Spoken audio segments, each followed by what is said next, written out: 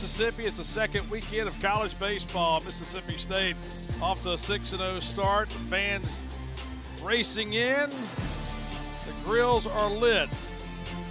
In Delaware and Mississippi State ready to do battle for the second time this weekend after Mississippi State won last night 9-2. Alongside Charlie Winfield, I'm Bart Gregory. Welcome back to the ballpark. And Charlie, last night Mississippi State got good pitching out of Ryan McPherson. They got some timely hitting.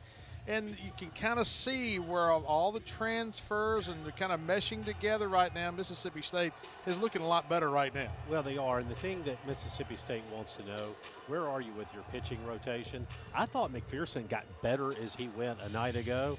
And if he can anchor that first roll, it makes you feel really good given the guy got on the mound today. Oh, no doubt. You look back at last night, had some struggles in the first inning, but then really settled in. Went 6 innings last night. He struck out 11, threw 92 pitches, gave up one earned run. He gave up 2 runs in the game, but McPherson turned out a really good effort last night. And Charlie, Ace Reese has been everything as advertised coming into the year. And the thing that is still so impressive about Ace, it's not an all or nothing swing. He's not going up there swinging for the fences. He's driving the ball. He's using all fields. He is really good. Well, last night, Maddox Miller, the freshman, came in to finish it out. Bulldogs used 3 pitchers in the contest, out-hit Delaware 16-4, won it 9-2. LT Cockrell drove in both the runs for Delaware last night. Chase Dibler was outstanding out of the bullpen for the Blue Hens at Mississippi State. Left 11 on base last night and only delivered 1 walk on the mound. And here's Tomas Valinkas on the mound today. And Charlie, you look back at last weekend, Valinkas may have been as good as anybody that State has thrown out there on the mound so far. I thought the most prepared to go deeper in a ball game, and I thought the thing that he benefited from was having a different look with his pitches than Ryan McPherson. McPherson holds the plane more.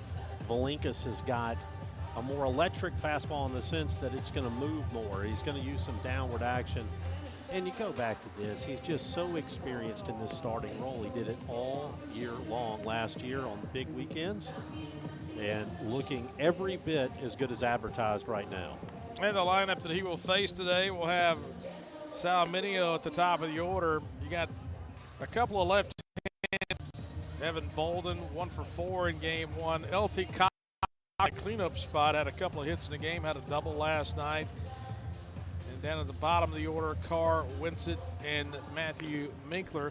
The thing about Delaware here early in the season, off to a 1-4 start, it's been some struggles offensively. A team that's only batting 186 on the season with 3 home runs.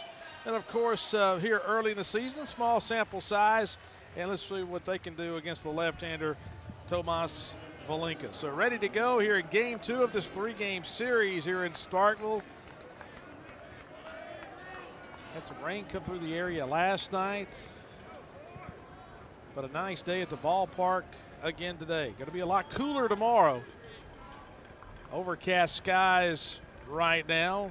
The 1 o'clock hour local time with the first pitch, a fastball that catches the outside corner.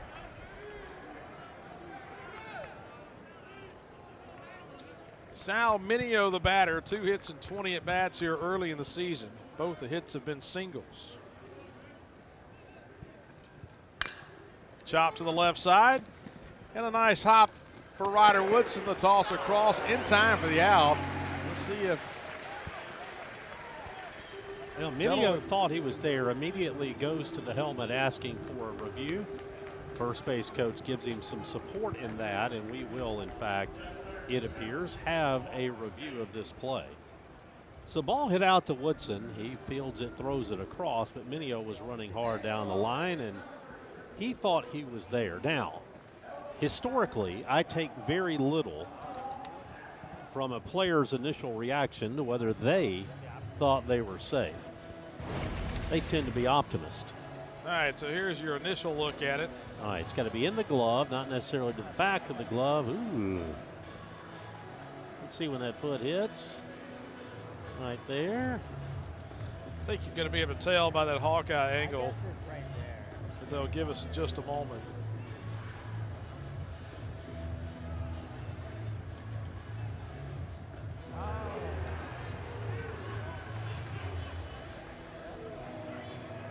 I showed it on the board here at the stadium, and the first base dugout for Delaware erupted, thinking he may be safe. I don't know that you can overturn this. Let's see. This would be a good angle. This is going to be your better angle right here.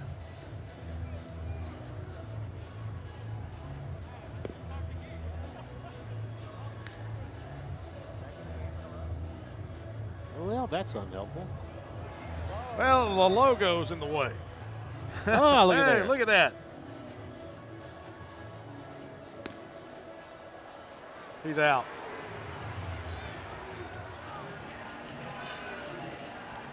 It's just that little bit right there. It's not when the ball goes in the back of the glove. It's when it enters the webbing.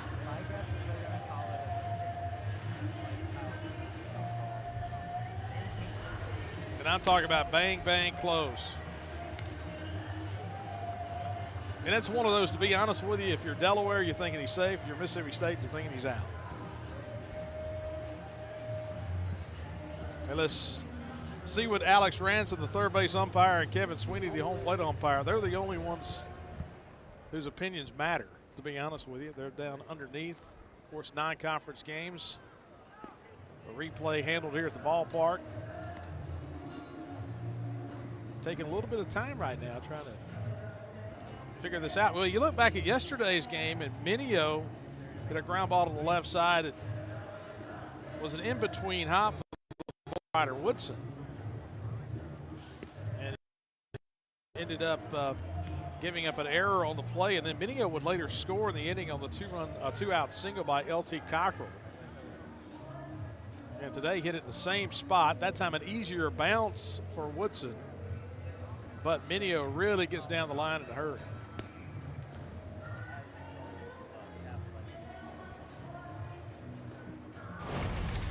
All right, let's see if we got another angle on it.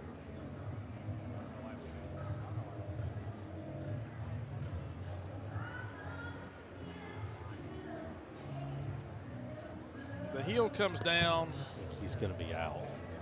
Yeah, I think it's, it's just that little bit when the heel hits the ground, and by the time that the ball of the feet hit the bag, yeah, I think he's going to be out.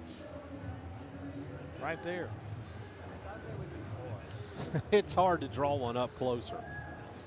But I tell you what, man, you go back and you start thinking about the technologies you have now with replay compared to what you had even 2 years ago.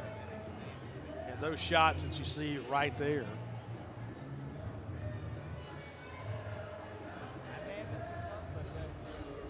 Kind of interesting that it's taken this long to make that determination. So this is always my question. If it does, in fact, take this long, isn't that your answer? At some point, some deference has to be given to the call on the field, good, bad, or indifferent. And we're going to square this thing up, get it all the way around here. See, in the old days, that top right was pretty much the best angle you got. But now that top left is the one that's the money shot.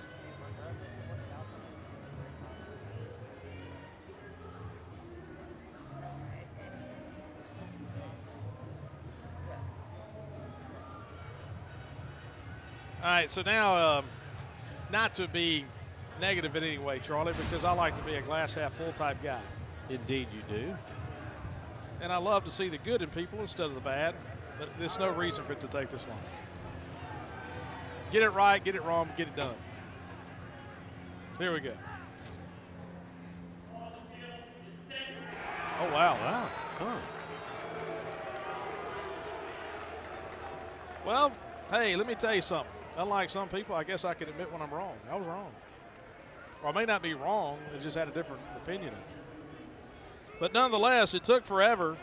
And appreciate Kevin Sweeney finishing off the double Diet Coke downstairs and coming back out to umpire baseball. Here's a pitch.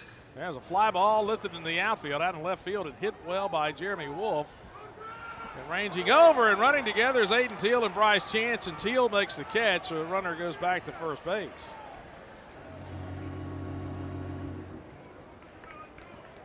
All right, so center fielder, left fielder have to communicate here. You see Chance coming over, you see Teal. Chance is got a beat on it till the center fielder has priority but comes across. Now, what we cannot tell and have no way to know is who is saying what to whom. But if you're Brian O'Connor and you're taking notes about things to discuss later, that will make the list. And that will come back up at a later time. And Evan Bolden will be the batter. Bolden, 7 hits and 17 at bats here early in the season. He's batting .412. He had an infield single last night. Infield single by Sal Mineo to get everything started here in the top of the first today. And give credit to Mineo, legging it out in a hurry. Bolden has really been a bright spot at the plate for Delaware here the first couple of weeks. Snap throw to first, and Stallman applied the tag in a hurry. Mineo came back in standing, made it close. Smiles. A slip coming into the bag. Oh, they got him this time. Well, I thought for certain the next time that Mineo was going back to the back, he'd go back in with a hit first dive, and this time he tries to go back in standing and picked off at first. Well, Mineo was playing with house money after the review, let him stay at first. Didn't work that time. Ran into the leg of the first baseman, Stallman. What's the term? Bulldogs in the dugout probably saying ball don't lie right there, you know. Thought he had him on a ground ball, and now a pick off at first. 2 outs now in the inning, and 2-0 the count to Evan Bolden.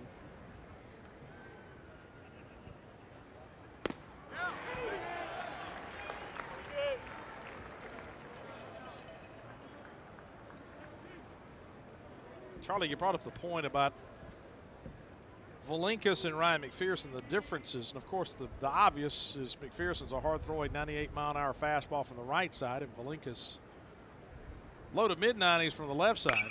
Here's a ground ball right back to Tomas Valinkas, the underhand toss. One pitches with ride, one pitches with sink, and they do it effectively in 2 different ways, and Valinkas fields his position well. And that will do it for Delaware in the top of the first. In Delaware going to send the right-hander to the mound. Doug Morose will draw his second start of the season. Charlie, what you got on Doug? Well, we talked yesterday about how Delaware likes to use a pod system whereby they divide the game up into 3-inning segments and have a group tasked with getting those 9 outs, handling those 3 innings. Morose is a guy, though, who has a chance to bust that model a little bit. He can go a little deeper and may very well. He has a good mix of pitches. He'll use all 4. The thing he does, though, he avoids being predictable. You can get him in 3-2 counts. You don't know what's coming. He can be ahead in the count. You don't know if you're getting a cutter, a fastball, curveball, changeup. And that's been the key. The fastball, usually around 90-91. But it can look a little bit faster due to his willingness to change speeds and keep you off balance. Well, Mississippi State had 6 guys batting from the left side. They have 6 guys batting the left today. Hayden Till, Ace Reese at the top. Noah Sullivan back in the lineup as a DH. He's been out since last weekend. Back tweak during the week, didn't play the midweek games nor last night. Raymond has really made his claim to the catching spot, moving up in the order. Andrew Raymond batting in the 5 spot in the lineup today.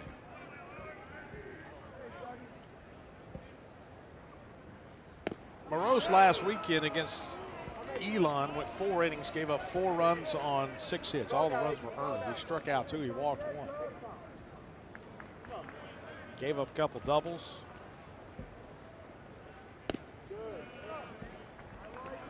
One thing about this Mississippi State order, it's tough to plan for them in terms of sequencing. You've seen a different lineup every time out.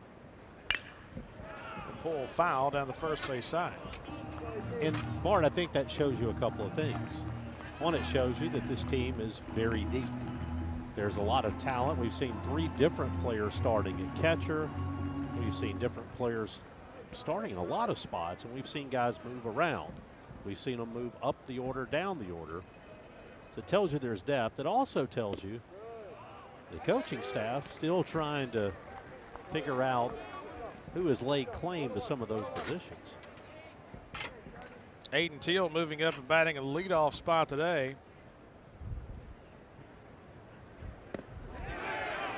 Just down and in, and now the count 3-2.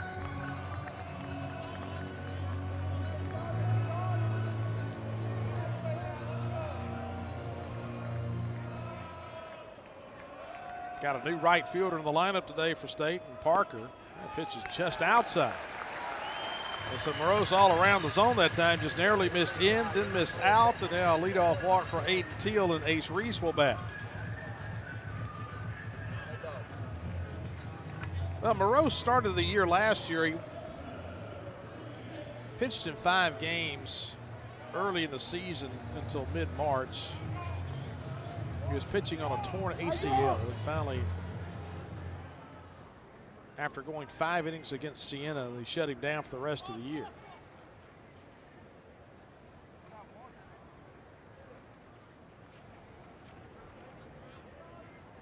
Ace Reese, the batter. 3 hits in a game last night. A couple of singles and a double. Had ACL surgery on March the 17th last year.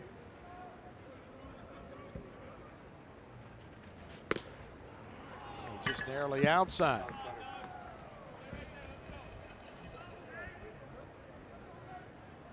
Morose doesn't have big misses here early on, just narrow misses around the plate. And that was a big miss, and now the count 3-0. So a leadoff walk here in the first, and now Reese at the plate, and the count 3 balls and no strikes.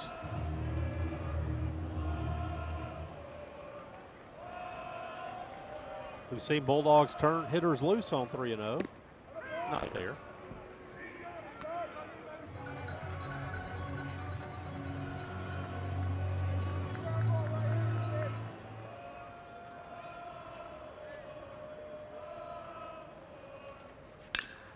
And chop foul on the 3-1 down by the Delaware bullpen.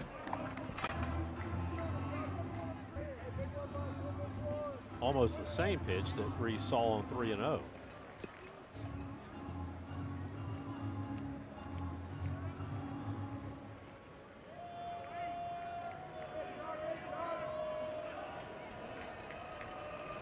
Runner goes.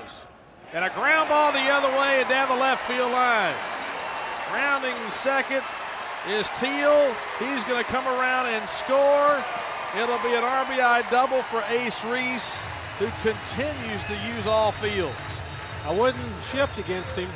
I wouldn't. He has shown he can use all fields, and he has been wearing out that left side. He does it again for a double. Well, a 3-2 pitch. Bulldogs start the runner. He had the shift on, got the breaking ball away, and well, Ace Reese, with all that power, looks like just a slap hitter going the other way. Boy, he changed the game, got the barrel head down. And that's a veteran piece of hitting right there by the All-American third baseman. My goodness, a guy who looked outstanding a year ago, starting even better. And now Noah Sullivan comes to the plate. Only playing in 2 games. Played both the games of the doubleheader last Saturday. 2 for 5 here early in the season with a couple runs scored. And hits that ball down the right field line, and it is slicing foul and out of play.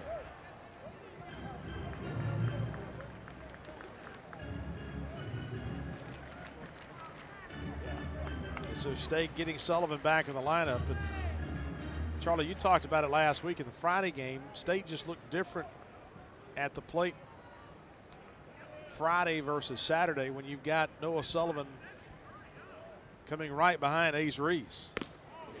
Trying to check a swing, but went around the count now 1-2. Yeah, and I thought Vito Valencius gave you a little bit of that when he came into the lineup on Tuesday. It's just the kind of at-bats that 22, 23-year-olds have.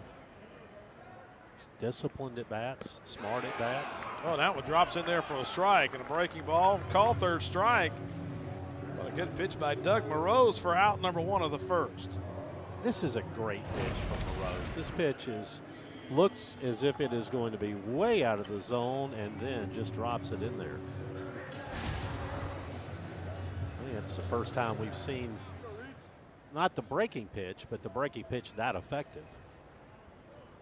And here's Reed Stallman. It hits that ball well into right center field. Ranging back to the wall and making a sliding catch is Minio out in center field.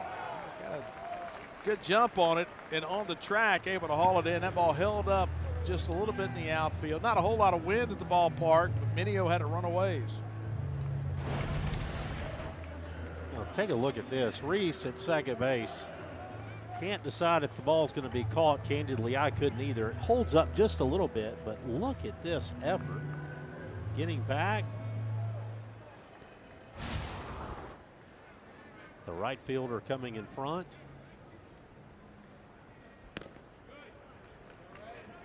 And here's Andrew Raymond, the Bulldog catcher. Caught in a game last night. Had a couple hits. He drove in a run with a ground ball. Last night, Raymond hit a ball real hard, pull side, and the short, great diving play, and then threw him out at first.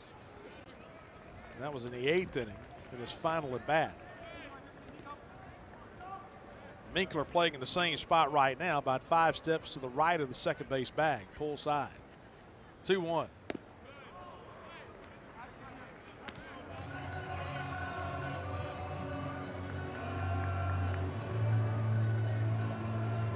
An RBI double by Ace Reese here in the bottom of the first inning. Bulldogs on top here early in the game.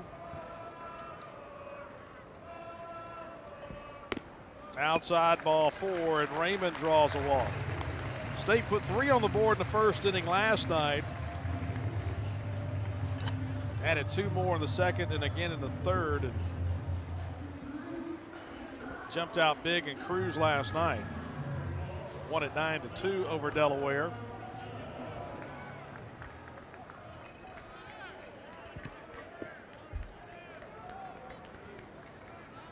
And here's Ryder Woodson, the Bulldog shortstop. Hit it off the end of the bat. Will it drop? Sliding catch by Minio in center field. He makes a couple dandies here in the bottom of the first inning. One going to the wall. I don't know. I don't know if this is going to be called a catch. Third base umpire is showing the safe sign. Oh, wow. Minio came sliding in, and there was now a lot of confusion on the playing surface. Third base umpire, Alex Ranson, said no catch, and everybody confused. And now they're going to go underneath and take a look, as Delaware is challenging that play.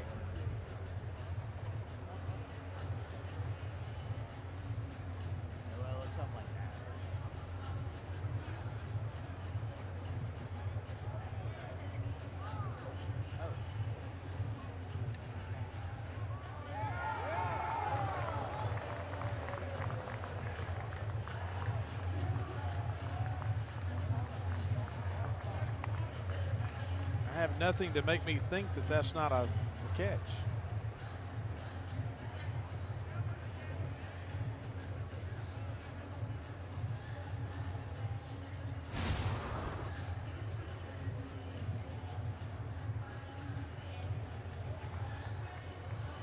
Call on the field is no catch.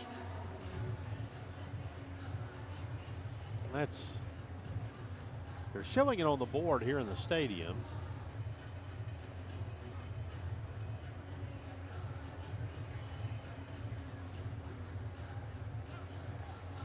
And I'll be honest with you, just looking at the angle we've been able to see, I haven't seen anything that would make me think that is not a catch. there were a few people in the crowd who reacted differently. I did not see a clear short hop up and into the glove.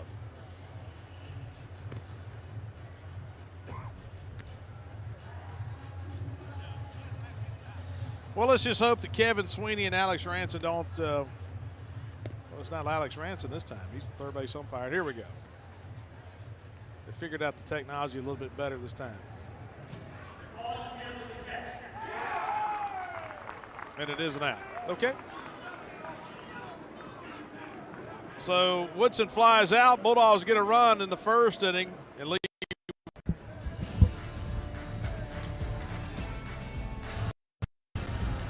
Bulldogs have a 1-0 lead as we head to the second inning. Tomas Valinkas back out to the mound, and he will face 4, 5, and 6 in the Delaware order here in the top of the second. It'll be the catcher, L.T. Cockrell, that gets things started. What do you think? He gets a first pitch fastball right here? Nope. And the reason you say that is last night his first 2 at-bats against Ryan McPherson. McPherson threw him fastballs first pitch, and Cockrell jumped all over him down the left field line.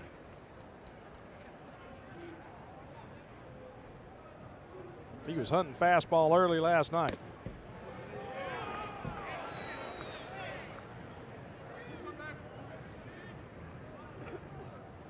L.T. Cockrell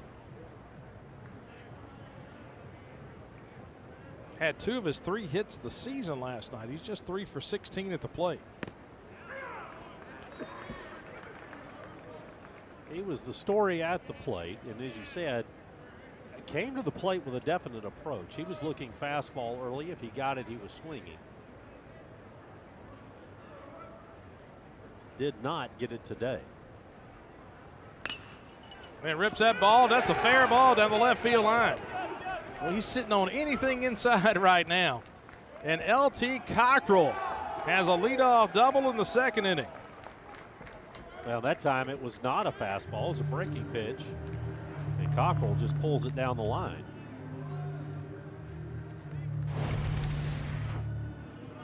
Take a pitch, got a ball down and in, and laces out one down the left field line. So it was an infield single that got a man aboard to start the first for Delaware. It's a double down the line that gets a man aboard here in the second. And Noah Burroughs in the lineup for the first time this weekend, playing out in left field today. Well, Burroughs has had a slow start to the season, 1 for 17 here early, batting .050. But that one hit has been a home run.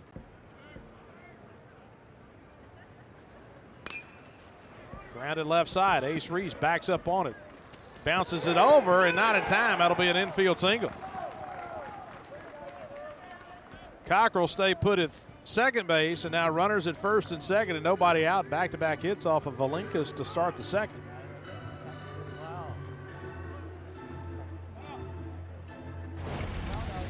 Well, you see Reese at third base is going to back up on this ball a little bit. And then just couldn't get enough on the throw.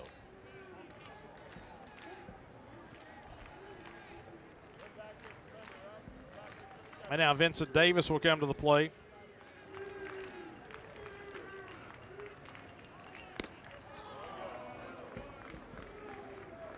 Delaware right fielder.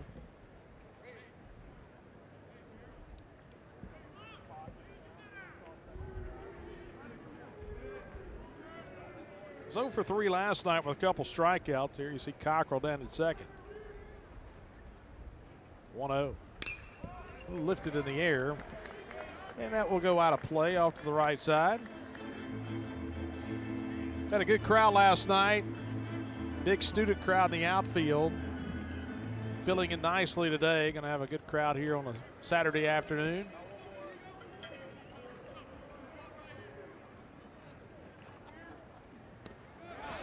A strike caught at the knees on the outside corner, and the count now 1-2. Overcast skies here today, but good temperatures.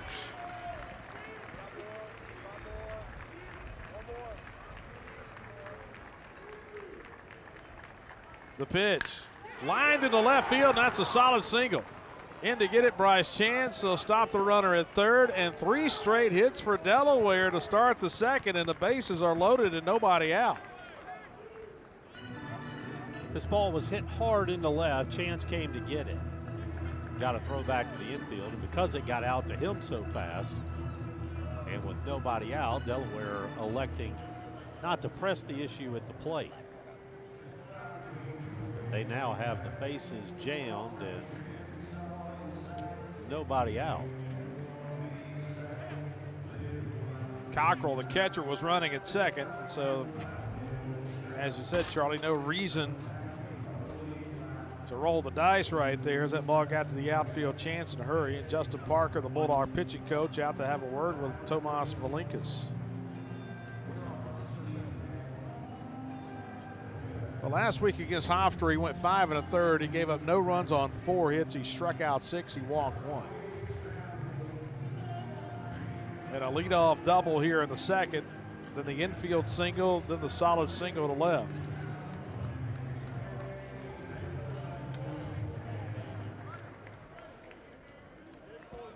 Carr, the batter, has struck out 4 times in 12 at-bats. A strikeout would be Valinkas' best friend here.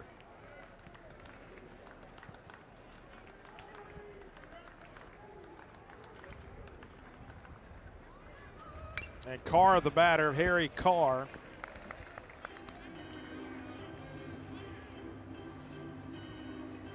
Bulldogs will play the infield back. They would concede a run. They would love to turn a double play.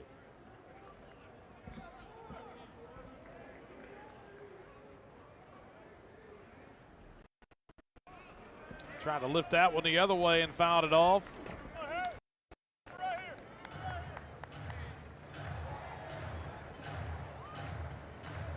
Four hits for Delaware. They had a hit in the first inning as well. And now the count 0-2. Try to drop the breaking ball in.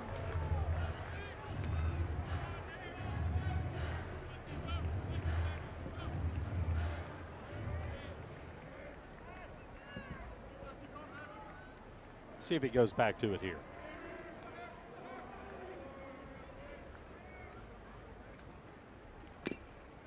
They try to slip the fastball by him, and they may get called catcher's interference. And they are on Raymond. Here comes Brian O'Connor out of the dugout. Andrew Raymond is talking to the home plate umpire, Kevin Sweeney, and said, hey, that is not catcher's interference. That was just a foul tip. And I think State is going to challenge this now. And this will be our third challenge here early. If it stands, then Delaware would tie the game at 1. Let's see. Right. And then that way we got this.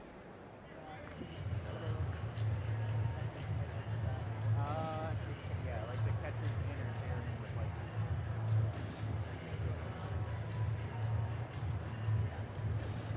I don't see it. So like I don't. I think it's just a foul tip off the mid. If you remember, I must have been like 10 last year because the guy stole home. Lachlan forgot to take his foot off the mound. So It's a third challenge. The first two have been overturned. Yeah, they called that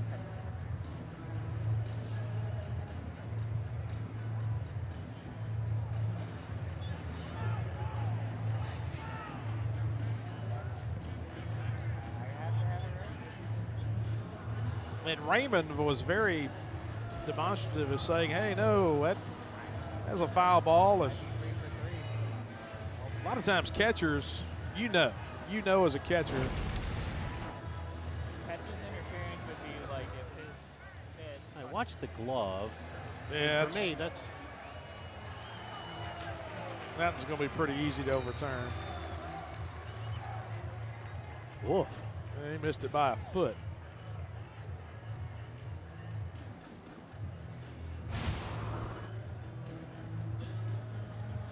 Well, Anthony Perez, of first base umpire, missed the first one. The second one was missed by Alex Ranson. Here comes Kevin Sweeney, and he just blew that one. Foul ball. And so maybe our guys in blue need to go underneath and just kind of take a deep breath and Chandler Durham is up next. The only guy rolling the perfect game right now, but I don't think he's had a call to make. Yeah, second base umpire Chandler Durham was out there saying, you know what, it ain't me, boys. All right, here we go. Hey, these guys are human as well. Counts 1 ball and 2 strikes, nobody out, bases loaded. They blocked up by Raymond.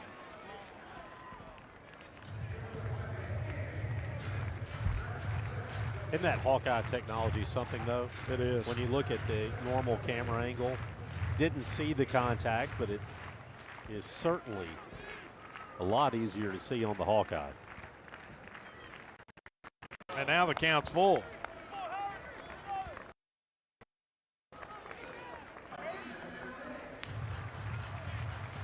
Valinkas having to work through some issues here in the second. Yeah, the Hawkeye system.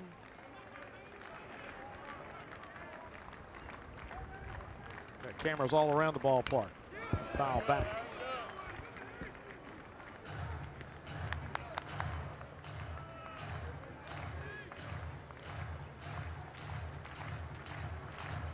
Different angles, down the lines, focused on all the bases. 3-2, foul back again.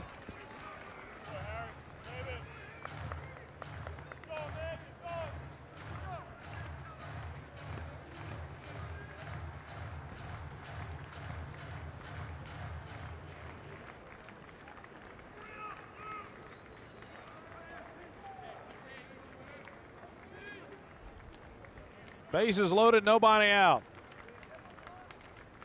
3-2. And strike 3 called at the knees on a fastball at the very bottom of the zone. Carr strikes out looking, and a big out to get for Valinkas. Well, Valinkas needs to tip his hat to his catcher here because he does a good job working from low to high and gets a call on a ball that is right in that 50-50 zone. And that's a big strikeout for Valinkas to get.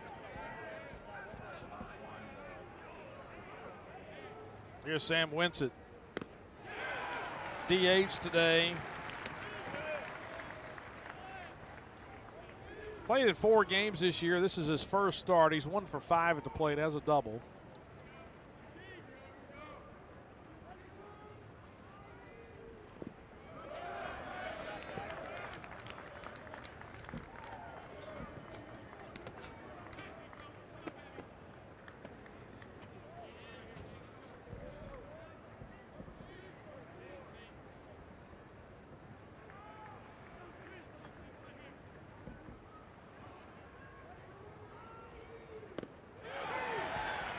Strike 2.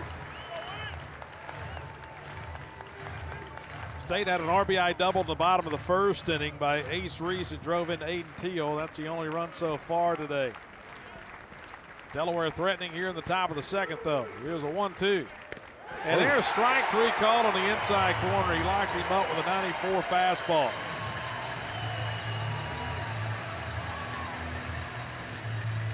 And 2 big strikeouts for Tomas Valinkas. Check out this sequence. Slider, slider, slider. And then hello. Up.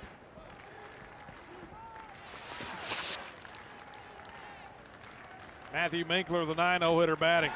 Swings and misses.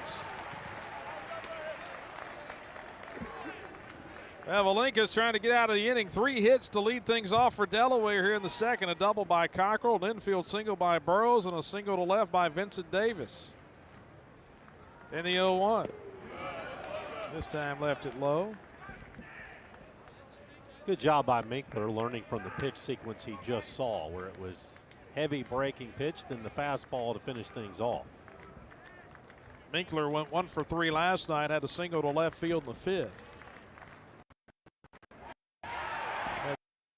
changed speeds and kept it down and away. It's 1 and 2, and Valinka's trying to work his way out of this jam in the second inning.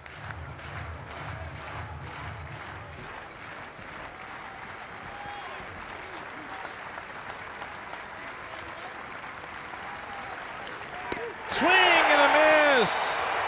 And Tomas Valinkas strikes out 3 in a row after Delaware loads the bases with nobody out. Well, he got in the jam, but he got out of it. Harry Carr, then Sam Winsett, and now Matthew Winkler. And we go to the bottom of the second. State keeping its 1-0 lead.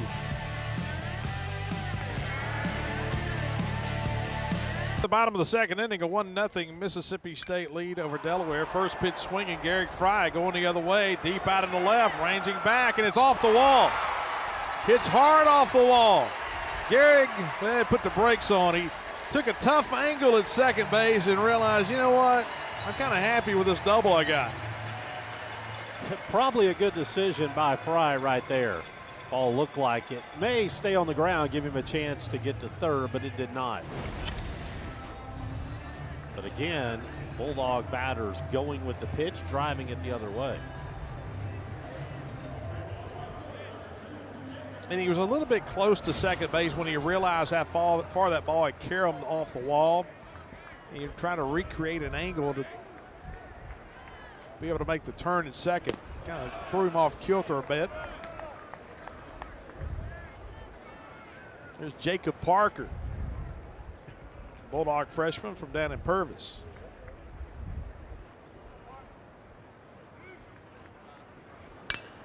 Little soft line drive, a little humpback out in left field.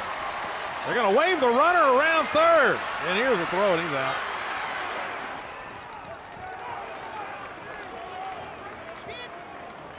So a good job by Burrows, the left fielder. Comes up throwing, and he had it a few steps before Friday. And Parker, who singles to left field.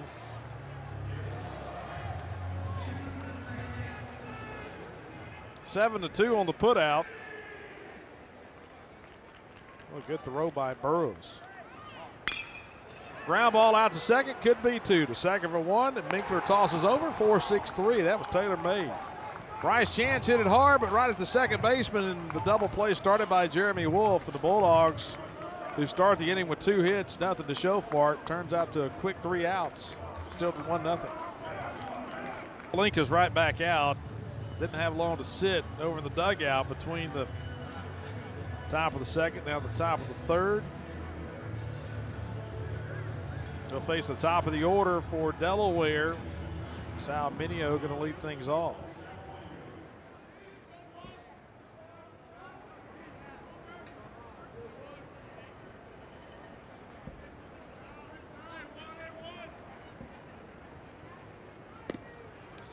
Charlie, you start thinking about little things in the game, and we mentioned a moment ago about the communication out in center field. Teal and Chance running together a little bit early, back in that first inning.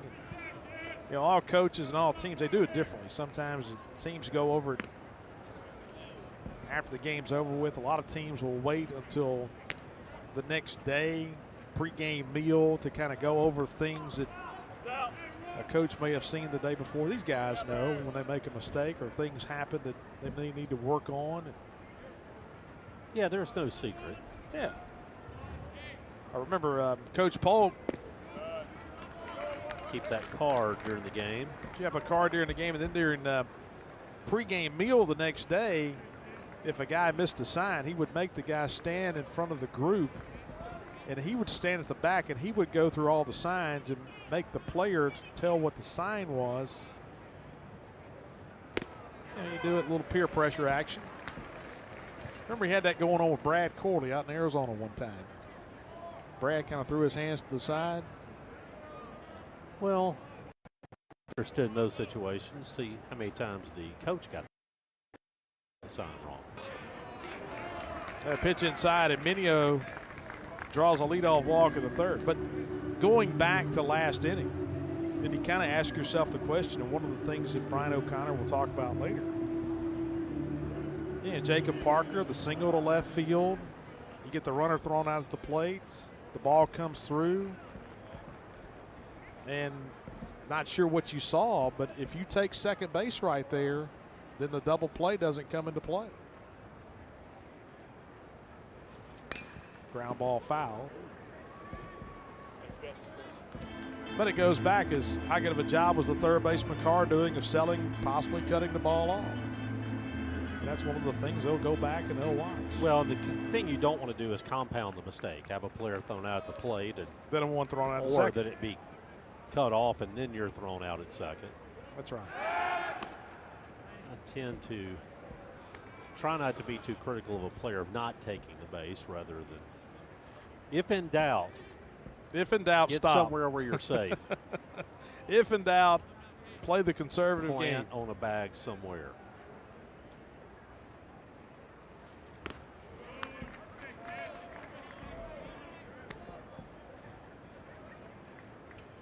Jeremy Wolf, the batter, had a fly out to center field his first time up. Hit a ball well to left center.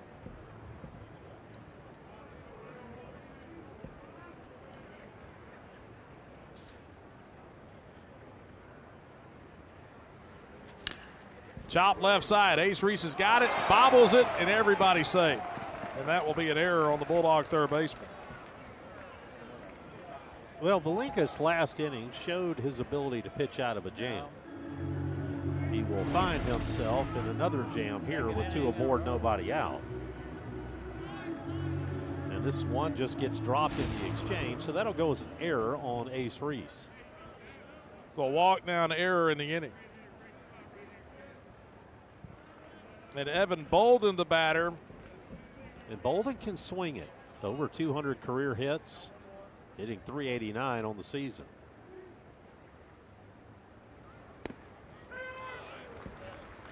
And breaking ball strike. Hit a ball hard his first time up, and Valinkas, the pitcher, made a great play on the mound. Snagged it and threw him out at first.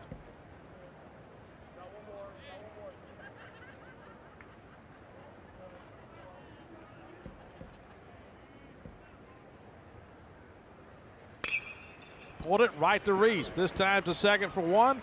Around the horn, 5-4-3 double play. And Bolden hits it on the ground. And the twin killing for the Dogs. This time Ace gets another chance, fields it cleanly. Nice turn at second base. And you know, Bart, that's one of the things that we haven't seen from Garrick Fry, is how is he going to be at turning the double play at second base? Bulldogs haven't had a lot of double play opportunities. And a good turn that time. Here's LT Cockrell. Doubled his first time up. Fry's gotten a lot of opportunities at second base, but the throws have been to first. He hasn't had to take a throw from somewhere else and then make the throw to first. And looked pretty smooth on that play. Chopped up the middle, over to get his Woodson. Here's the throw, and in time for the out. The question is, does Stallman hold the bag at first? I think Delaware is going to challenge this one. Well, and if you're Delaware, you really ought to. You've won the challenges you made so far, so you still have a challenge in your bag here. And it's a run-scoring situation, so a good time to use it. So Woodson did a great job of getting to it. The whole question is, did Reed Stallman hold the bag? Ooh.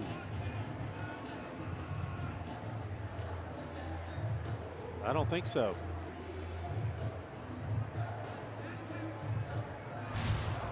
Nah, we're going to have to see a Hawkeye angle of that one to see if Stallman did hold the bag. If not, and it is overturned, Minio scored from third base and tied the game at 1.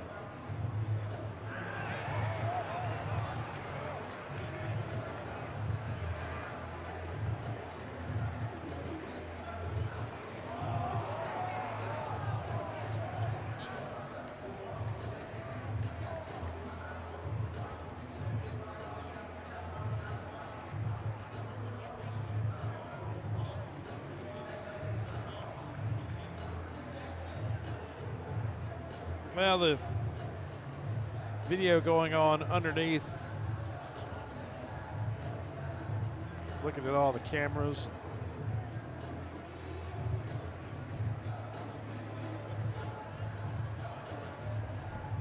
Let's see what we got here.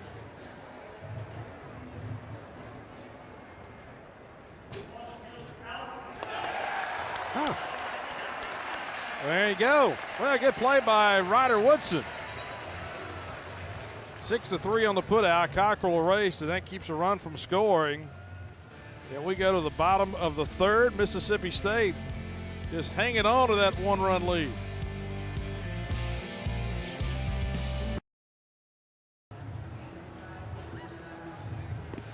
Well, bottom of the third, Mississippi State with a 1-0 lead over Delaware. Delaware has really threatened hard in the second and again in the third. Left runner stranded at third. Had the bases loaded in the second. Back out of the mound, Doug Morose will go. We'll talk about the pod this night. Daniel Sweeney, the pitching coach, pitching guys in pods. In 3-inning stints. But if Morose comes out right here and has a quick 1-2-3 third inning, I'd have a hard time believing he's not coming back out for the fourth. Yeah, I would expect he will. And that ball hit well in the center field. Minio back, he'll make the catch. Aiden Teal at the Bulldog top of the order. With a fly out to center field to start the third.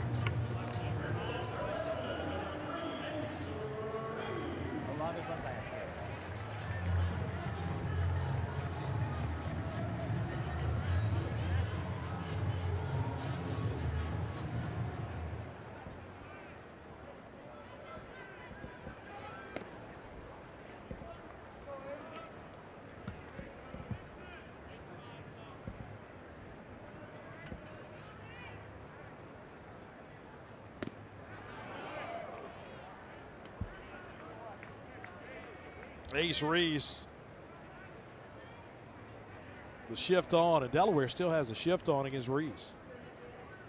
He has gone the other way against the shift a few times this weekend already. Pulls out one, fouls it down. They count 1 ball, 2 strikes.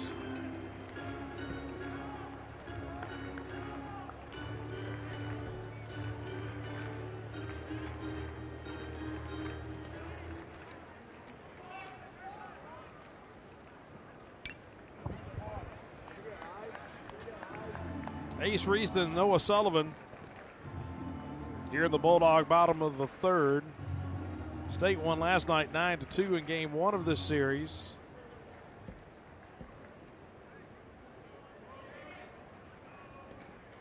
A changeup. And Ace Reese strikes out swinging for out number 2 of the third. That was a good looking changeup.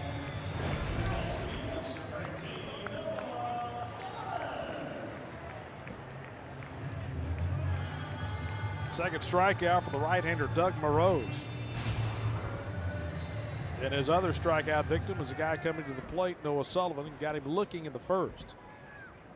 And that was a pitch he got him on in the first inning, that hammer breaking ball.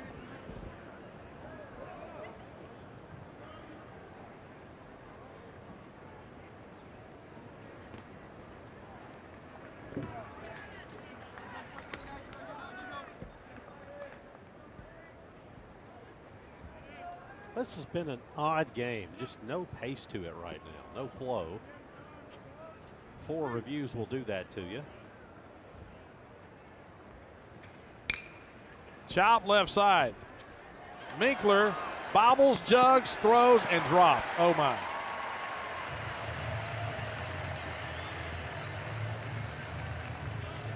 Bolden couldn't handle it at first. And take another look. Who wins the error here? Minkler doing the juggle. I'm not sure it would have been an out even if it had been held on to. And they will give a fielding error to the shortstop, Minkler.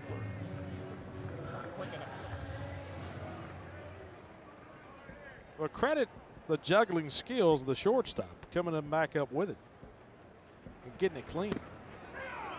And here's Stallman with a fly out to center field his first time up. Hit a ball deep into the outfield. And Minio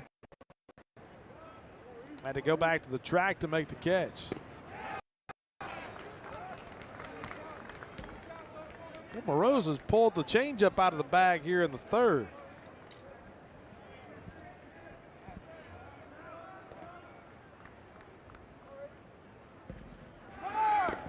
Down and in, runner takes off, and Noah Sullivan steals second base. The Bulldogs start the runner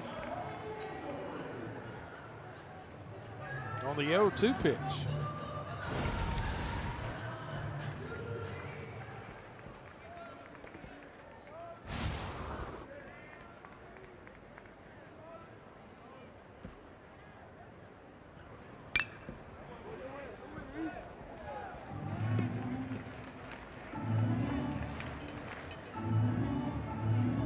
Game here, bottom of the third. Bulldogs looking for a 2-out hit from Reed Stallman to try to pick up the run down at second as Bulldogs ran Sullivan into scoring position.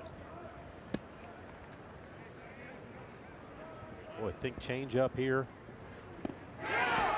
Got it down and in and swinging over the top, and Doug Moroz strikes out Ace Reese and Reed Stallman here in the bottom of the third. We go to the fourth, Mississippi State leading 1-0.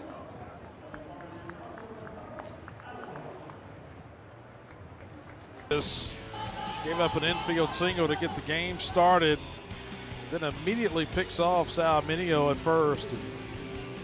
He's had to battle through some issues here early, but battled he has done. 3 straight strikeouts there in the second inning. Worked around a leadoff walk and an error in the third, and now we go to the top of the fourth. State with a 1-0 lead. Dogs scored a run at the bottom of the first after a leadoff walk and then a RBI double by Ace Reese. Chop left side, Reese comes and gets it.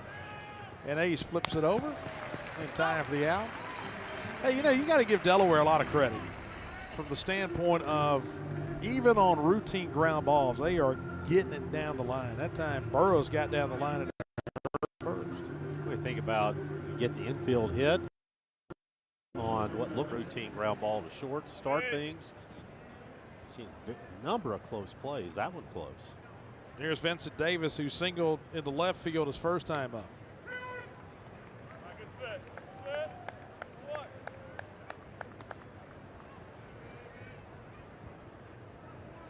48 pitches, 31 of them strikes for Valinkas.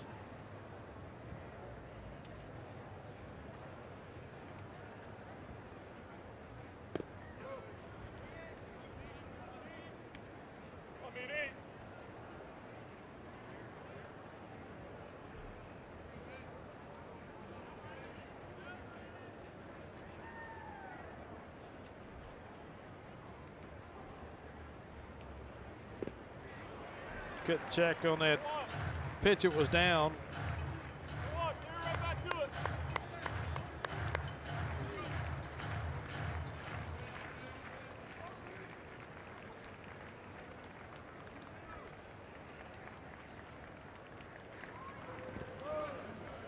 Here, Davis here early in the season. We're talking about Delaware having its struggles offensively here early.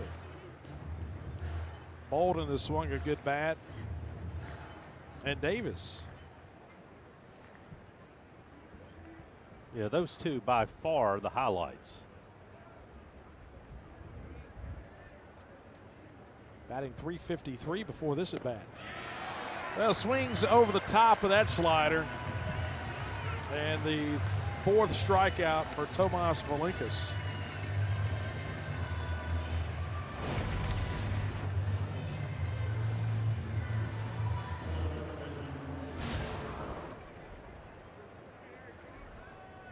And now Harry Carr will bat.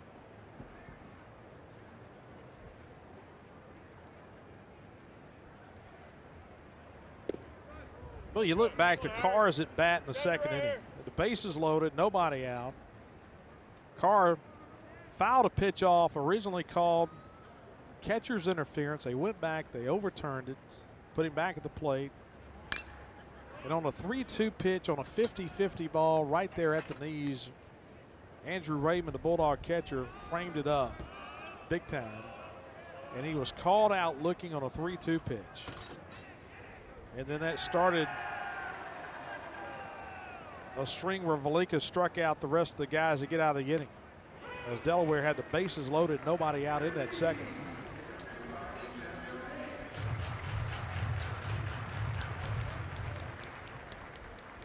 And now batting in the fourth inning with 2 outs and nobody gone. 1-2.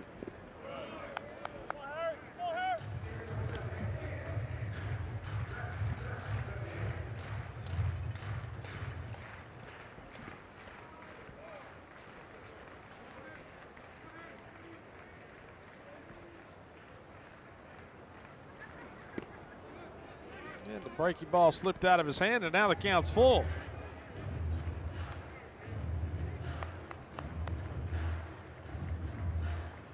Valinkas doesn't mind going off speed in full count situations. I would expect we're about to see a fastball gassed up.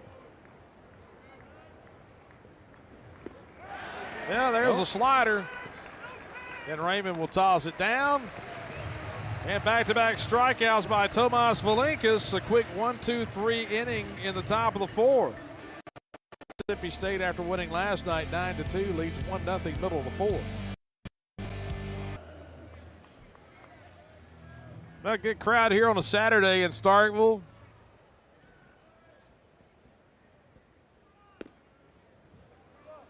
Overcast skies and a 1-0 Bulldog lead as we go to the bottom of the fourth. It's 70 degrees at the ballpark right now. Wind blowing out of the north, in from left field, about 5 miles an hour.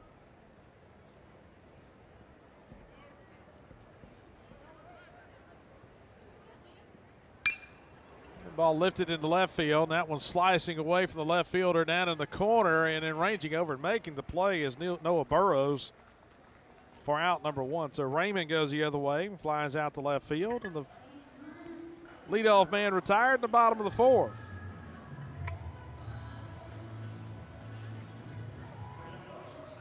Tomorrow, a high of 43. Excuse me, 49. 43 is a high on Monday. To the left side, fielded and thrown, and Ryder Woodson. First pitch swinging, grounds out. 6-3 on the put out as the shortstop Minkler makes the play. A 49 tomorrow, northwest winds. There you go. 10 to 20 miles an hour tomorrow. It's going to feel like 42 is a high. So it will be vastly different. Here's Garrick Fry. Doubled off the wall in left field his first time up. That was back in the second inning. I'm good to go ahead and stay here this afternoon and play another. How about you? I'm fine with that. So Monday has a high of 43, and the wind chill on Monday at its peak is going to be 36. Glad we're not playing Monday. 2-0. It's Tuesday, but that's it's getting a little bit warmer on Tuesday. 4 o'clock against Austin. 55 is the high, and the wind only 5 miles an hour out of the south.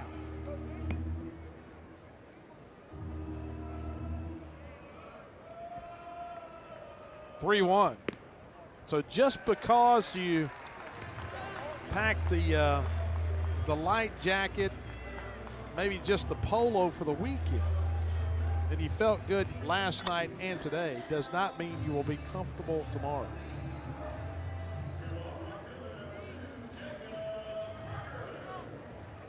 And that's for you, Charlie. I'm letting you know. But if you're at home watching along with us, you can be comfortable there. That's right.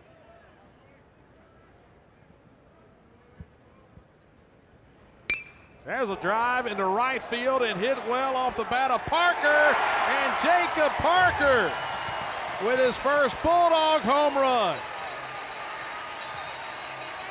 103 off the bat. It goes 355 out to right. Parker got a hold of that one.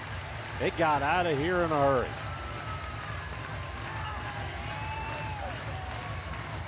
The freshman from Purvis.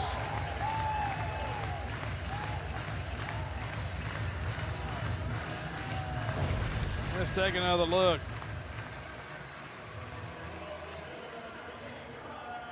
Well, just a line drive out of here. That exit angle was only 19 degrees. To the left side, Minkler in the hole. And no way he can throw out Bryce Chance. It'll be an infield single.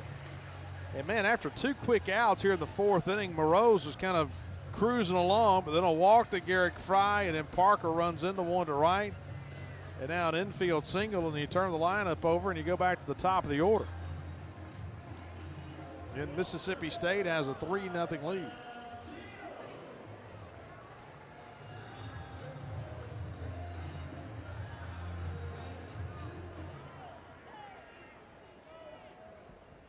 Aiden Teal 0 for 1, a fly out to center field his last time up after walking and scoring in the first.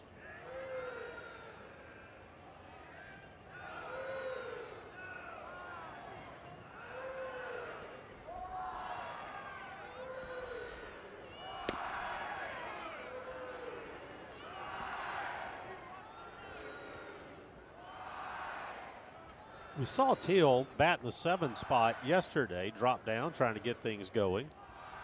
Top of the order here today. And pulls it right at the first baseman, Bolden, who will step on the bag, and that will end the inning. But Mississippi State expands the lead with a 2-run home run by Jacob Parker. And it's 3-0 after 4.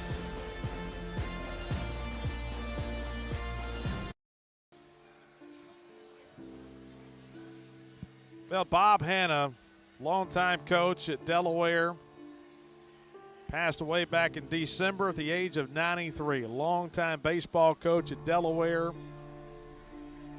a Hall of Fame coach, served as president of the ABCA back in 1988, took his teams to 12 regionals, and the school's only trip to the College World Series in 1970.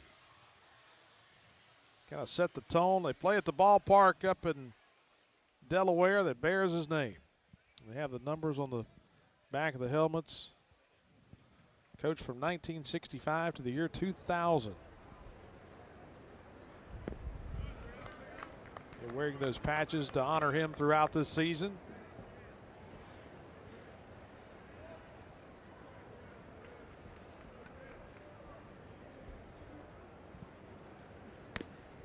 Put together a string of 8 straight years with 30 wins from the mid-70s to the early 80s, and then in the 90s had 5 straight 40-win seasons.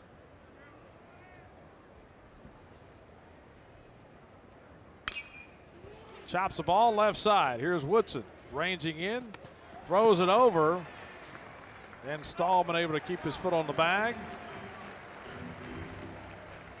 And Sam Winsett grounds out to the left side. Leadoff man retired to start the 5th.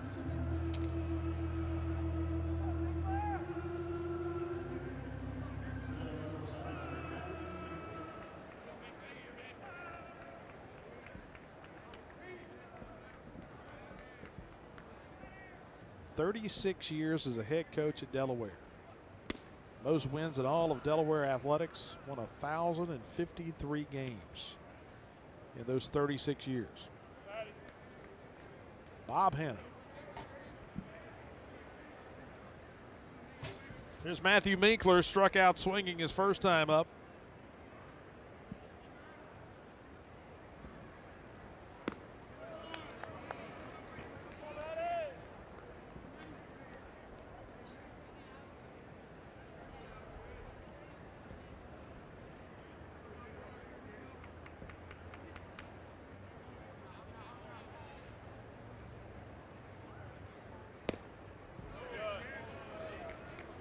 No, just missed. And now 3-0 to the 9-hole hitter. You got Minio due up next in the top of the order for Delaware.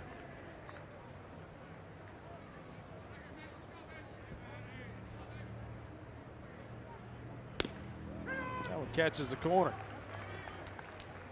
Minkler started his collegiate career at Virginia Tech.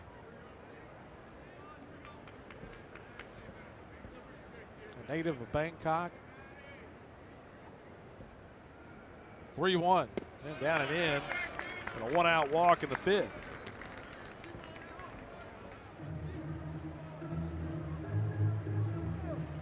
Valinkas, after giving up a leadoff single in the 1st, and he picked off Minio off of first base.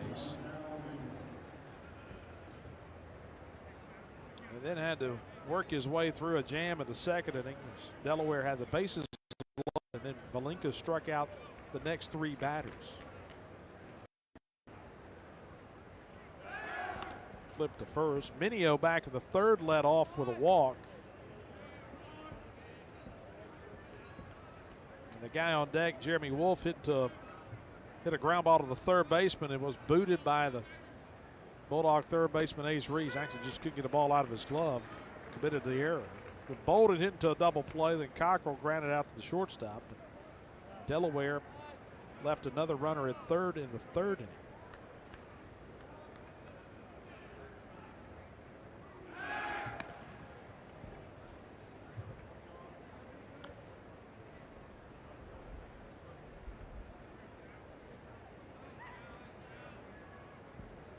State got a 1-0 lead in the 1st and added to it in the bottom of the 4th with a 2-run home run by Jacob Parker, the freshman. There's a strike and a count 0-2.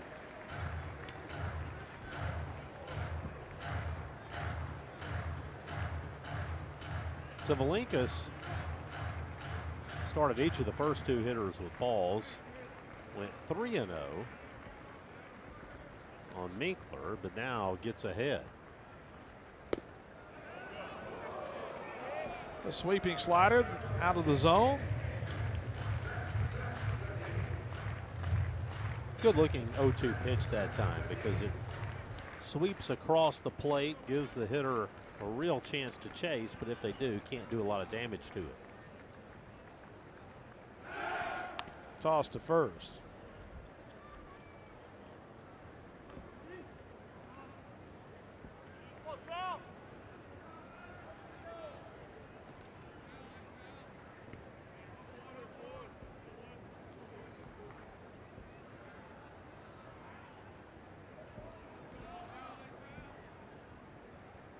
Check of Minkler, and that one just down, and now the count's 2-2.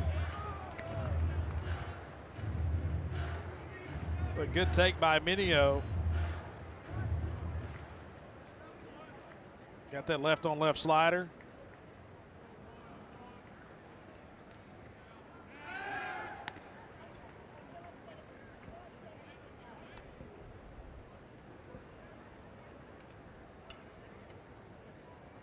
That Minkler does not have a stolen base, so they're thinking about running him here.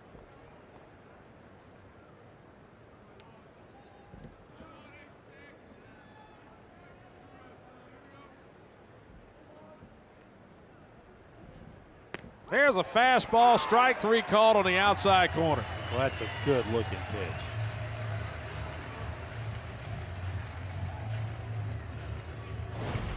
Been working off speed a couple of times, then comes back with a fastball, just hates the black.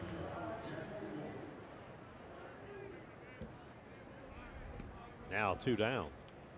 And here's Jeremy Wolf, 0 for 2, fly out to center field in the 1st.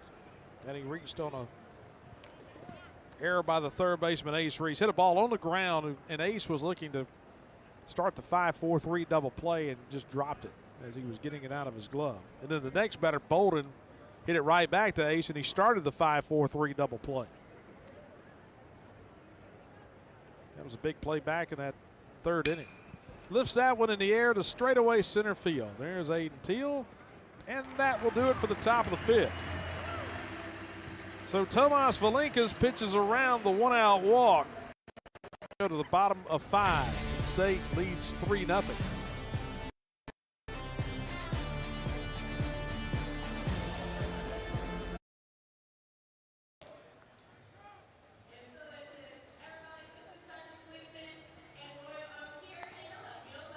Three 0 Mississippi State leading as we get to the bottom of the 5th inning here in Starkville.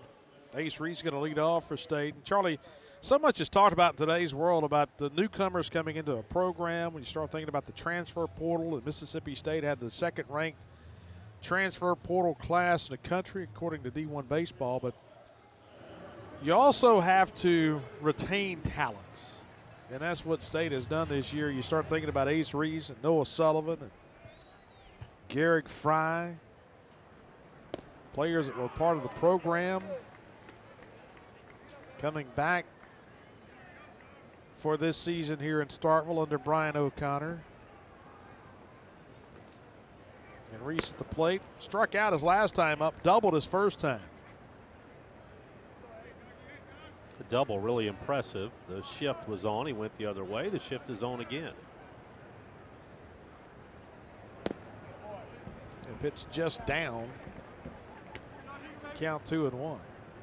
Hit it past the shift in that first, as you said, right down the left field line. And he goes the other way this time and lines the ball right to the left fielder, Noah Burrows, for out number 1.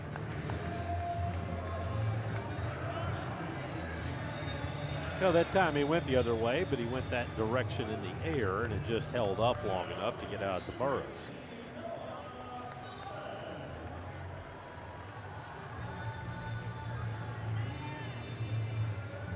And Noah Sullivan will come to the plate. Sullivan struck out looking his first time up, reached on an error by the shortstop Minkler his last time up. Hit a ground ball, and Minkler bobbled it out at short and then threw it over to first and was dropped over there by the first baseman Bolton.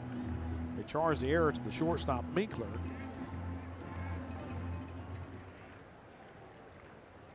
Nobody on, 1 out here in the 5th. There's a ground ball, roll left side. Nice little sliding play by Carr. Gets up, throws him out. That's nice. Seen a good play in center field by Minio early in the game. Sliding catch coming in, this time by Harry Carr, the 3rd baseman.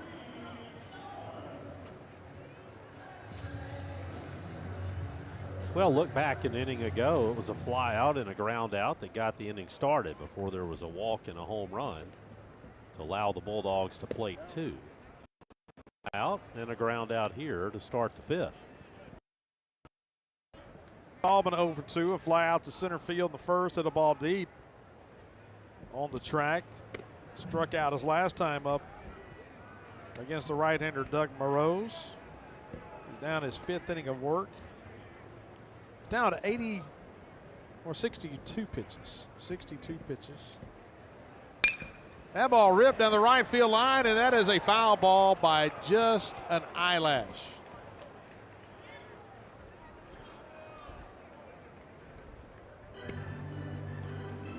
Let's take a look, see just how close this was. The ball jump off the bat, go down the line.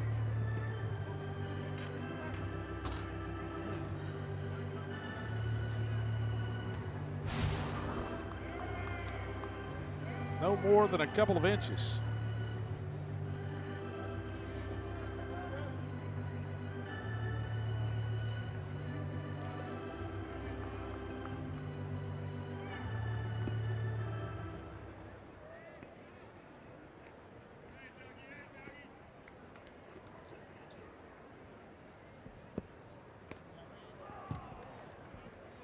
That one gets away.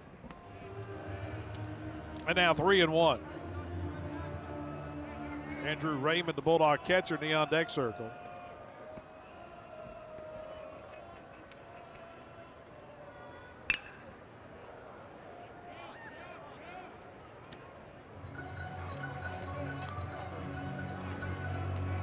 And now the count full.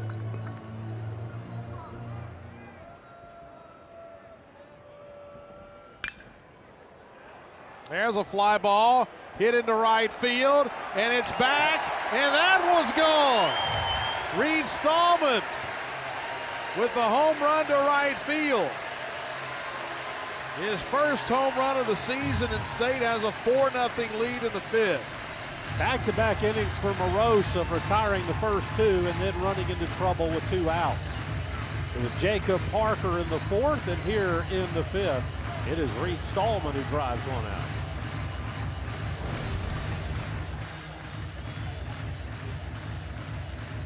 Got the pitch, it was up.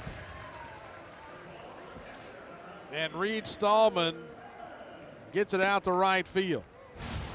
Got a change up that time and waited on it and drove it. But now Andrew Raymond will come to the plate. Walked in the first, a fly out to left field in the fourth. And the count now 2-0 to Raymond.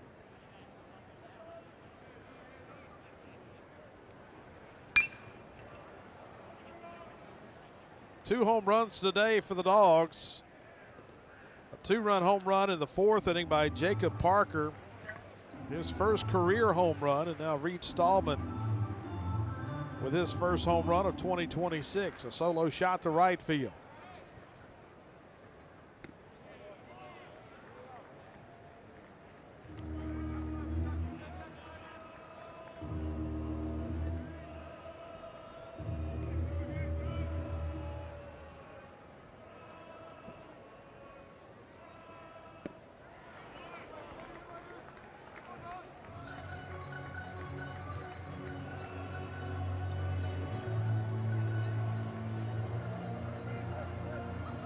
We've seen some dead first couple of weeks. Those balls jumping to right today. Pitch is down, and Raymond draws a walk. You know, there was nothing going on at all with the wind earlier, but it's, I won't say it's blowing hard. It's stirred up a little bit now and then. We've seen some gust up to 10 or so.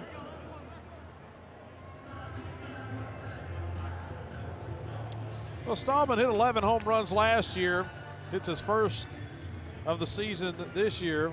Doug Moroz will come out of the game as he goes 4 2/3. Greg Mamula comes out, fourth-year head coach for Delaware. And the Blue Hen's going to go to the bullpen. Mississippi State with a 4-0 lead in the bottom of the fifth.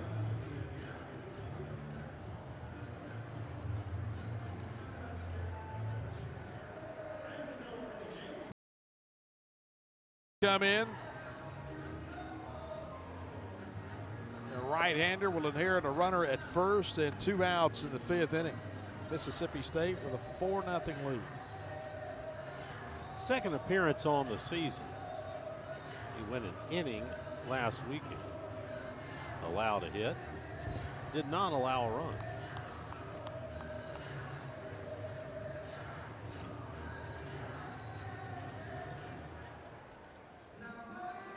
Appeared in 17 games with 11 starts a year ago. Was actually the opening day starter against Florida Atlantic a year ago.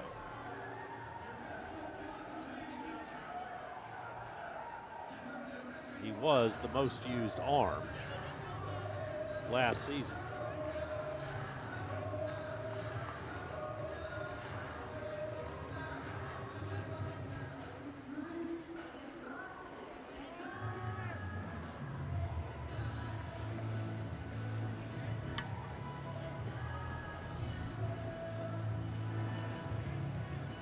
And he will pitch to the Bulldogs shortstop Ryder Woodson.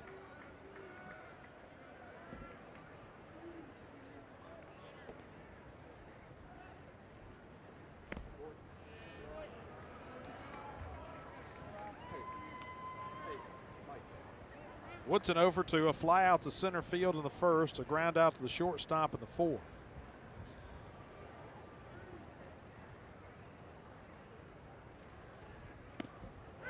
A good pitch, and count 1-1.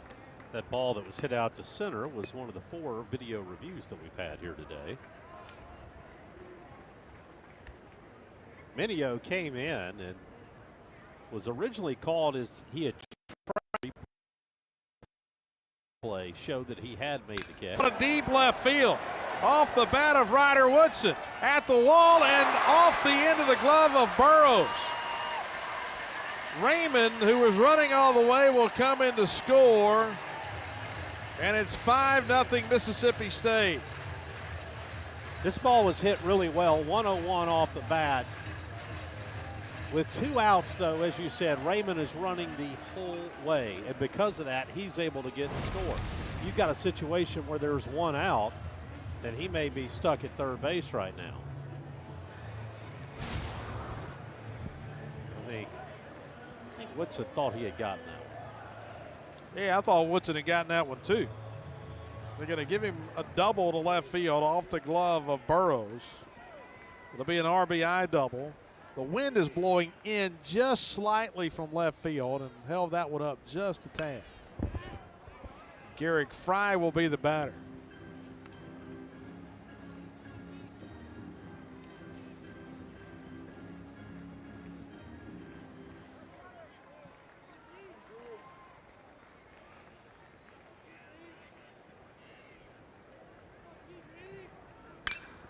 Hard hit ball through the left side, and that's a base hit.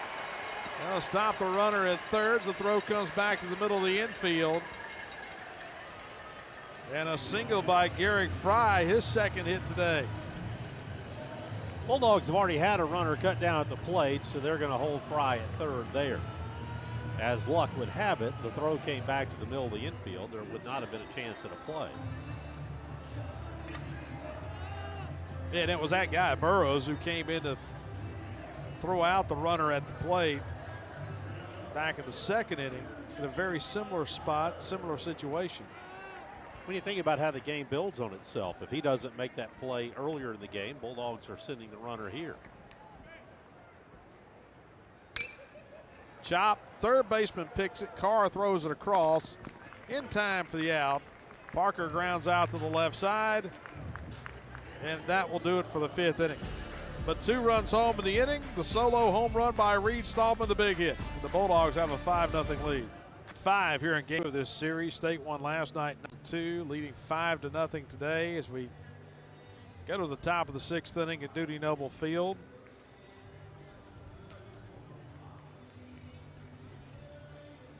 State's out hit Delaware 8-4, lead at 5-0. Tomas Valinkas back out. And it will be the meat of the order for Delaware here in the 6th inning. Evan Bolden to lead off. Then LT Cockrell due up next. First pitch in there for a strike.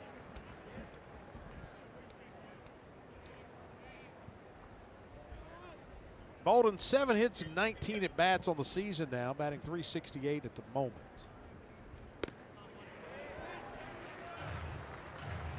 Valinkas may have lost a mile or 2 on his fastball, but the breaking pitch seems to be getting better as we go deeper in this game. See the change up here? Try to flip it over, left it out.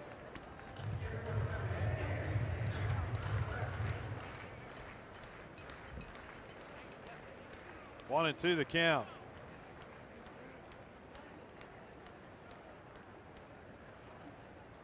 Busting him with fastball. Here we go.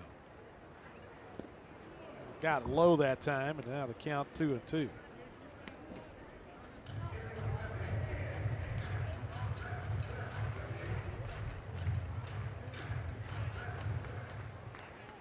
Bolden hit into a 5-4-3 double play. Round the horn, ground ball to the third baseman last time up. 2-2. Got under it. Popped him up on the infield, right side of the infield. First baseman calling for it. Reed Stallman will make the play a couple steps out of the right field grass. And the leadoff man retired in the 6th inning. Tough to pick up a ball on this field at this time of day, particularly with the overcast skies. A nice job by Stallman finding it and making the catch. And here's LT Cockrell, doubled his first time up. Just outside. got a breaking ball down and in back in the second inning and pull one down to the left field corner. That's where he doubled last night as well. He's got 3 hits on the weekend. And then the last time up for Cockrell in the 3rd inning, hit a ground ball up the middle, chopped, and the shortstop Ryder Woodson made a great play on it. Spun around, threw it over. Reed Stallman kept his foot on the bag, according to the review. 2-0, grounded left side. Here's Woodson. Steps and throws, and time for the out.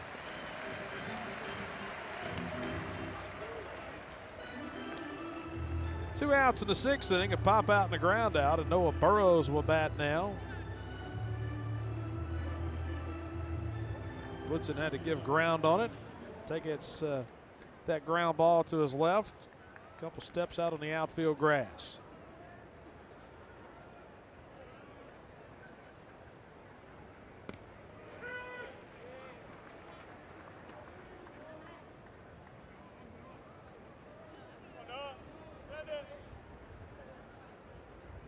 Well, it's turned into a good crowd here on a Saturday afternoon. Boy, it sure has. 0-1. Breaking ball high.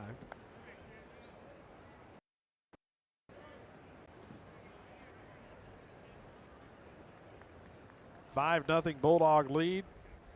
Top of the 6th inning. 1-1. Chop left side. Reese got to hurry. Picks it up, throws it across, not in time. He was playing back a couple of steps, had to come racing in to make the play off the short hop. Burrows, who had an infield single his first time up, on a ground ball to the left side. You see Reese back behind the bag, had to come in a ways. And Burrows has his 2nd hit today, and it keeps the inning alive for Vincent Davis. Davis has been swinging a good bat this year. 1 for 2 on the day. He struck out in the 4th, singled in the 2nd.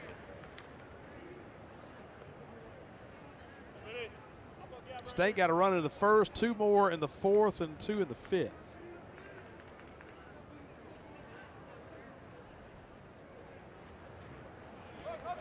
And knocked down by Raymond. They're not far enough that Burrows can make a run for second base. A couple of home runs today. A home run for Jacob Parker, a 2-run shot in the 4th inning. Bulldog freshman drawing the start today out in right field. Then a solo home run by Reed Stallman in the 5th. Throw to first. Oh, it's close.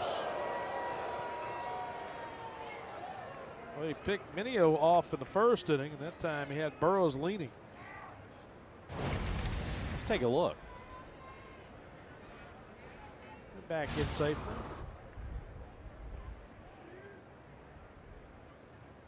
Here's the 0-2. Well, knocked down by Raymond. That's a tough one to block. Came up high on him. Charlie, that's one of those in the old artificial turf days. It comes up so high and so fast, there's no way that one stays in front of the catcher. Ball does react very differently.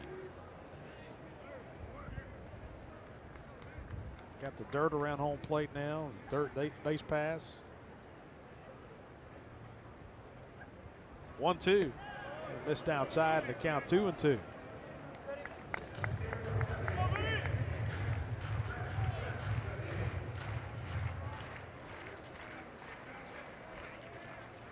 Davis is a good fastball hitter.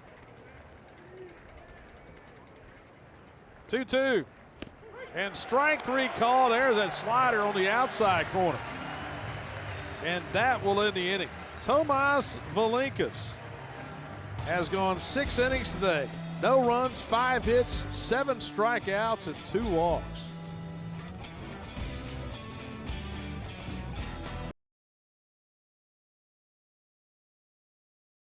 Bottom of the 6th inning, State will have 9, 1, and 2 coming to the plate. It'll be Bryce Chance, and Aiden Teal, and Ace Reese against Ryan McLaughlin. Second pitcher of the day for the Fighting Blue Hens of Delaware. A ball game that had a very uneven flow early. A lot of challenges, in fact, 4 of them that went to review. Starting to settle in and get some rhythm to it. And a ground ball up the middle under the glove of Minkler and into center field. Chance will make the wide turn. He'll stay put over at first base. It'll be a leadoff single for Bryce Chance. That's his second infield single of the day. Minkler gave it a dive. Tough play to make. And now the Bulldog leadoff man, Aiden Teal, will step in. 0 for 2 today. He walked and scored in the first, a fly out in the third, a ground out to the first baseman in the fourth.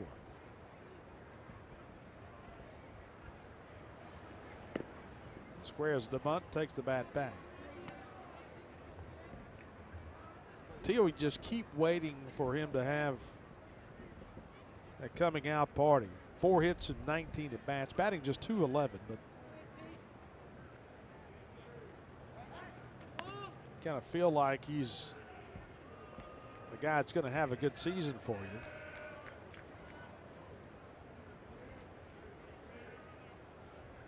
He's walked 5 times. He's been hit by a pitch.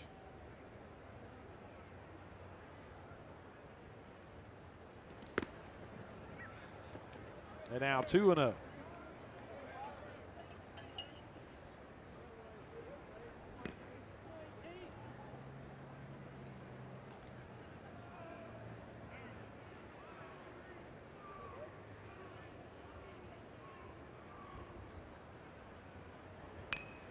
There's a bunt. Third baseman coming in. Only plays to first. Throw over.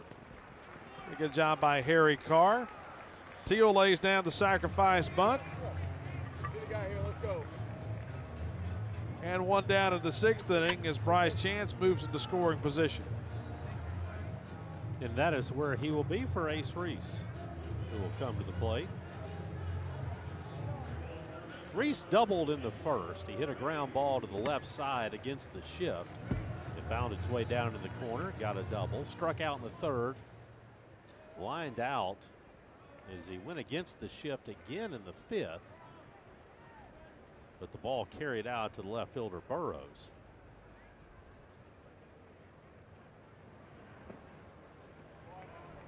Now with Chance running at second, Delaware has to shift a little bit differently, keeping someone near third base. Bases have been to indicate that third base spot. Essentially play with a shortstop. Now it is that 6 hole that is empty.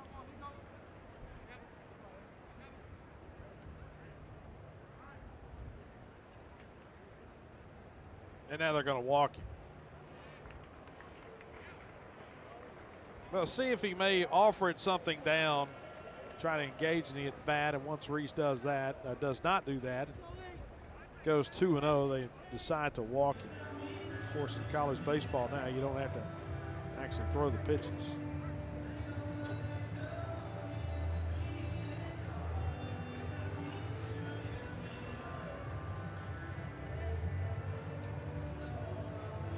So first and second with 1 out.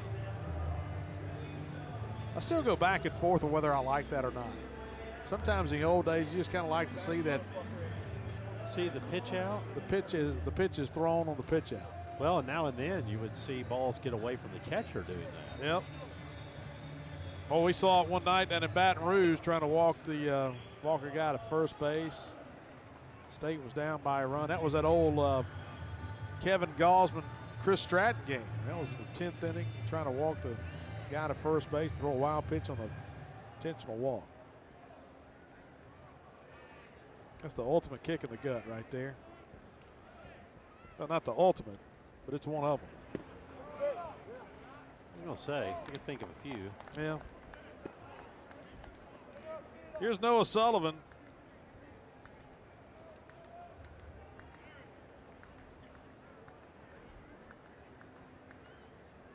He's 0 for 3. Hits a ball in the air, deep down the right field line, slicing, and it's gone. A home run. Wrapped it around the foul pole. Noah Sullivan with a 3-run home run. And it's 8-0 State in the 6th. Well, Noah Sullivan using the ballpark to his advantage there, sneaks it inside the foul pole. And that is a big swing of the bat.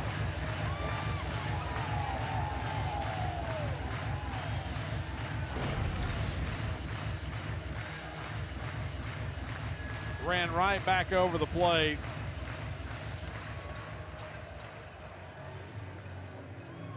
And Noah Sullivan hit a grand slam in that same spot last year against Troy. And Troy came back and won the game late. They hit that ball right down the right field line. Here's Stallman. Third Bulldog home run of the day. Jacob Parker, Reed Stallman, and now Noah Sullivan.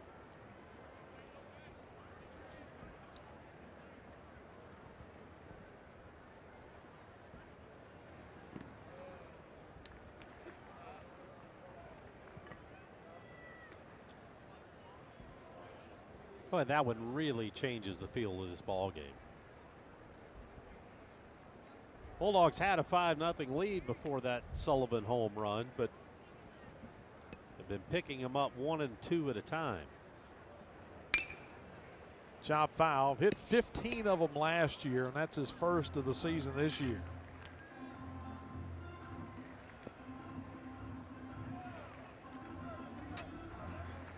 You know, one thing I think you'd have to say about Ace Reese and Sullivan too is they are hitters who have power as opposed to just power hitters. That pitch is down. Swanman strikes out swinging for the second out of the inning. And what I go back to on that, Bart, you look at guys willing to go the other way. Sullivan just went the other way for a home run. Guys just, they don't sell out to only pulling the ball.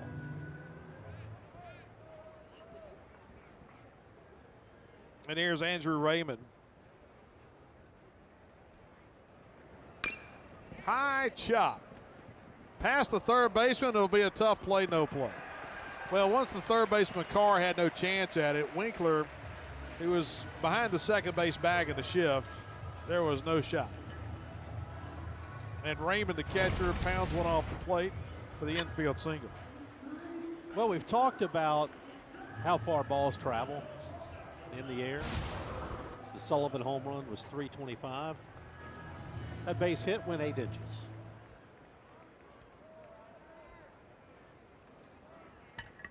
They're right out in front of the plate. Hit on the plate.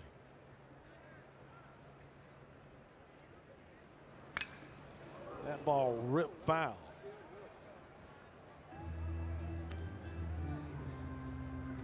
You know, you go back and you look at teams, and teams that have really good lineups, they always have a spot in there that if you're a pitching staff and a pitching coach for an opposing team, that they may not even be at the plate, but you already begin preparing for them, sometimes 2 and 3 batters ahead. A little soft pop up out in the right field. That's going to drop. A little sand wedge out there for Ryder Woodson. And that's his second hit.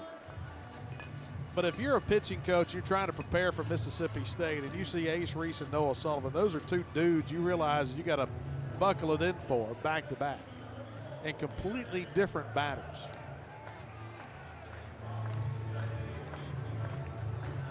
The thing they have in common, they both use all fields, they both hit it hard, they both, for the most part, swing at good pitches.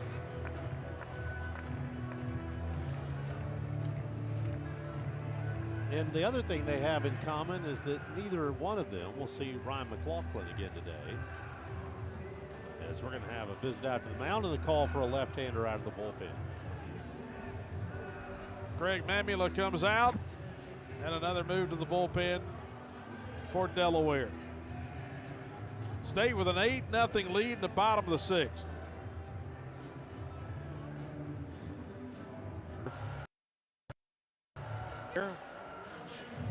Making his second appearance of the season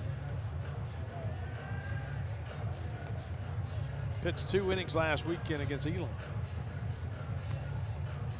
Gave up 3 runs, all earned on 2 hits. He struck out 3, walked 2. Gave up a couple home runs in his first outing.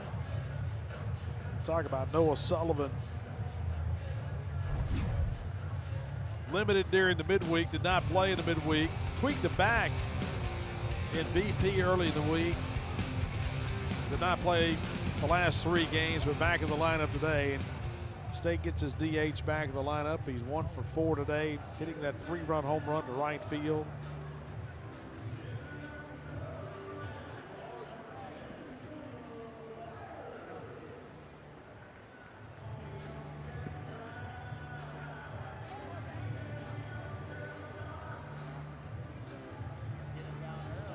And Drew Wires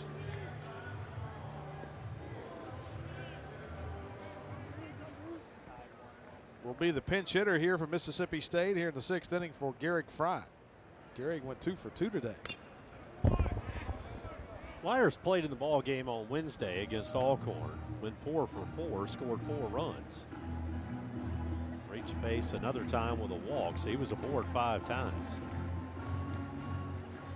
Transfer from Bryant.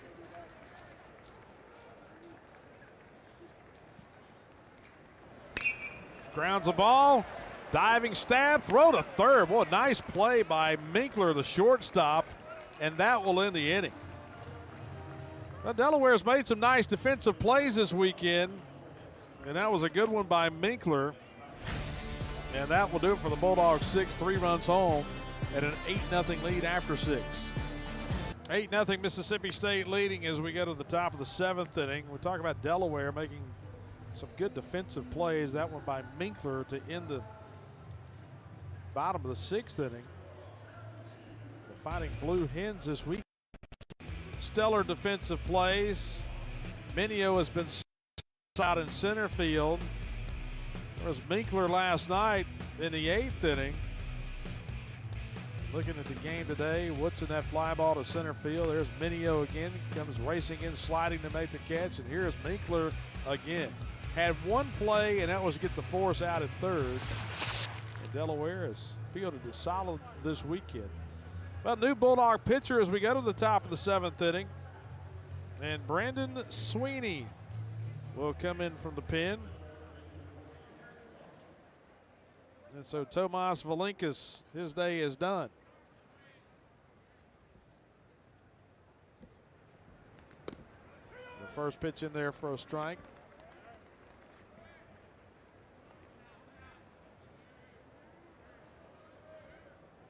Sweeney, the transfer from South Carolina, made 23 appearances last year, 1 start.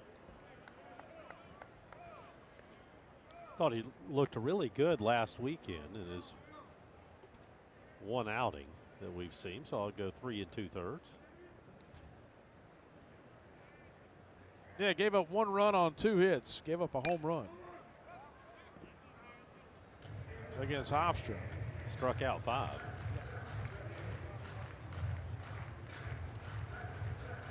Struck out 5, didn't walk anybody.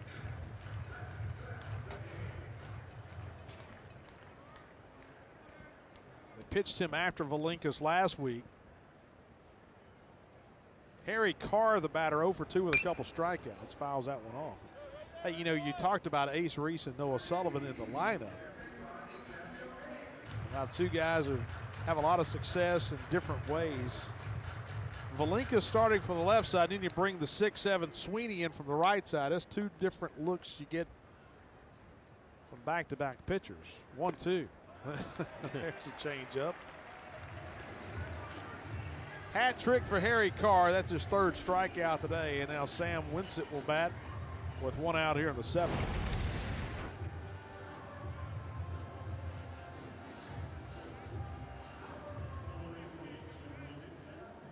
Well, Sweeney coming over the top.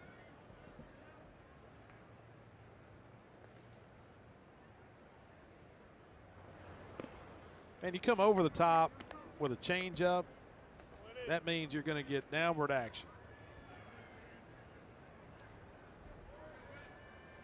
Well, the ball just coming at such a different angle than you saw with Malinkas.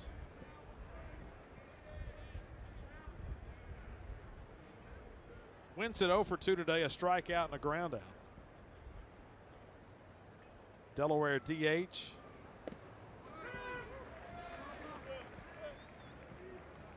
You hear that term, tilt. A tall pitcher coming straight downhill.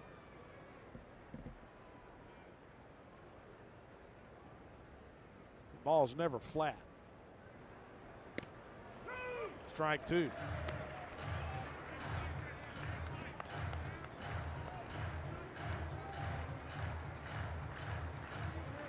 Two and two the count. One down at the top of the 7th.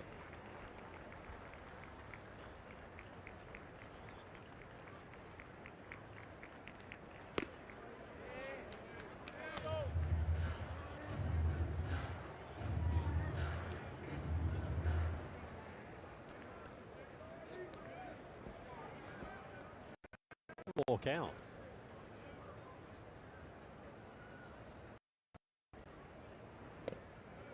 Just off the plate with a fastball, and Winsett draws a walk.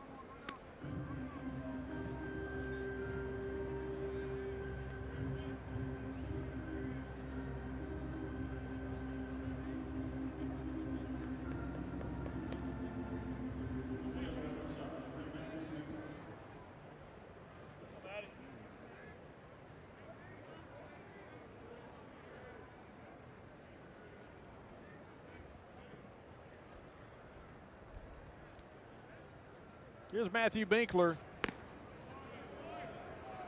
Made that nice play to end the bottom half of the 6th inning at shortstop.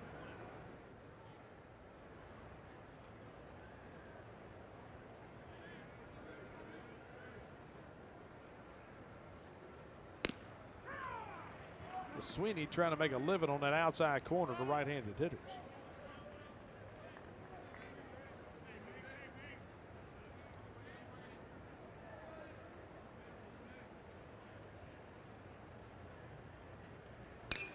Ground ball left side. Ace Reese has got it. The throw to second for 1. The throw to first, and it is in time for the double play.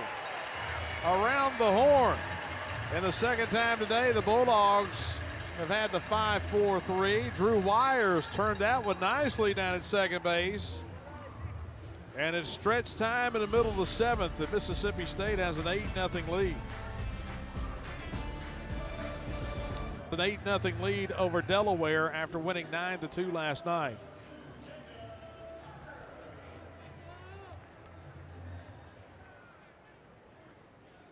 And here's Jacob Parker, freshman right fielder, 2 for 3 today, had a home run back in the 4th inning.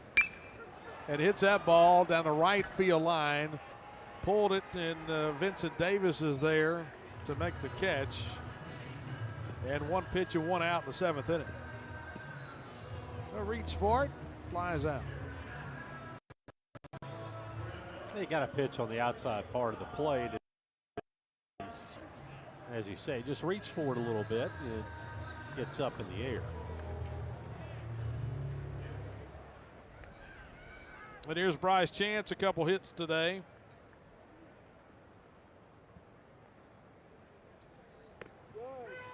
Chance has his average at .421 as he comes to the plate.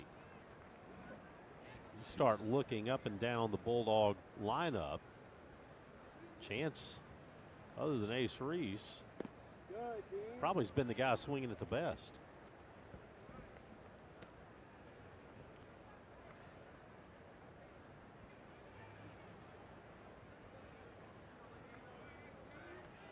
Eight hits and 19 at bats. Off the end of the bat, out to shallow center field. Shortstop going back, and Minkler got a good jump on it. Able to go away from the infield, make the catch. Minkler's made some plays at shortstop here through 2 games. That's another nice one. And 2 quick outs at the bottom of the 7th. And Aiden Teal will bat. nobody on and 2 outs. The State got the first 2 guys out in the 4th and then the 5th and ended up scoring 2 runs in each of the innings.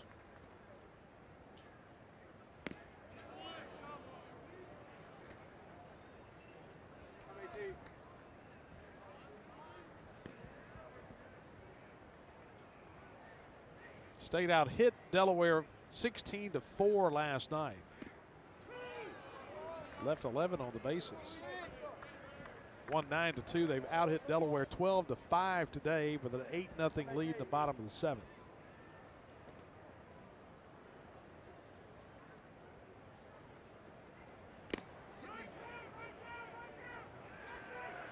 Hit him on the elbow. Kevin Sweeney.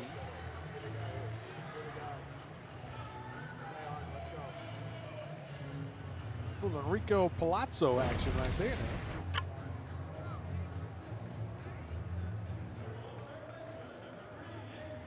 Got off the guard. Well, 10-run rule in effect. That is correct, sir. So the winning run comes to the plate with 2 outs and Ace Reese the batter.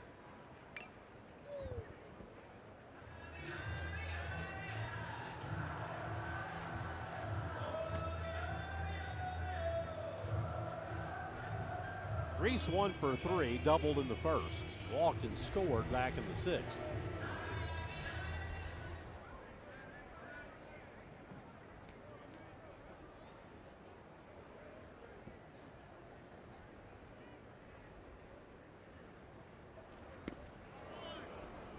Out in front on the breaking ball. Now the count 0-2.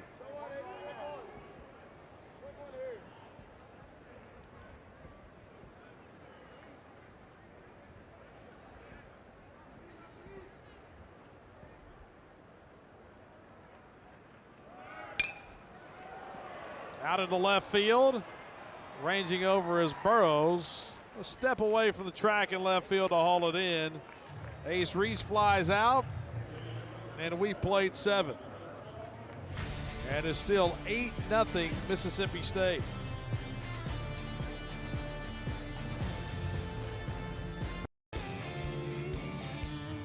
Built by the old bricks from Old Main. Large dorm that burned down back in the 60s. Sweeney back out there, Brandon Sweeney.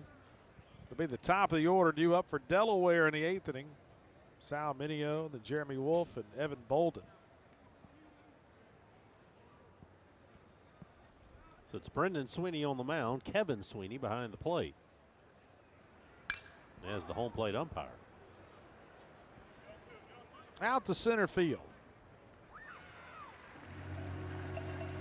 And an easy play for Aiden Teal out there. Mineo flies out to his counterpart. And 1 down here in the 8th inning.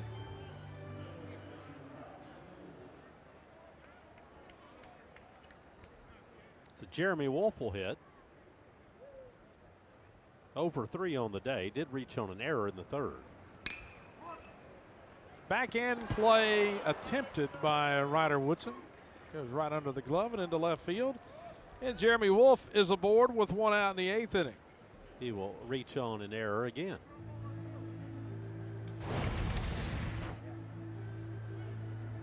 You see, going to the backhand. Was there. Charlie, they gave a single.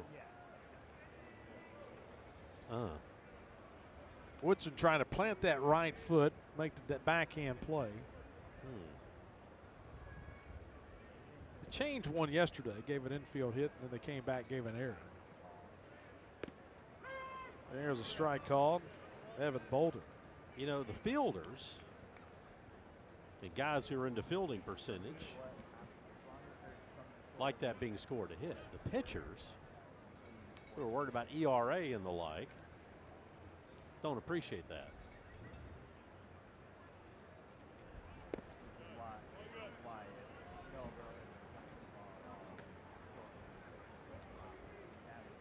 There have been coaches known to call the booth and take issue Call the broadcasters and say, hey, you know,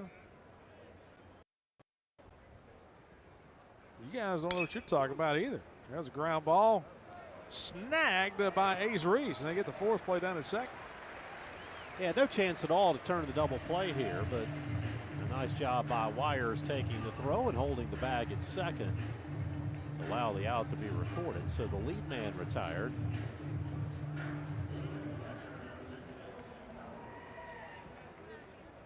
And Bolden will stand at first base as LT Cockrell comes to the plate, the Delaware catcher.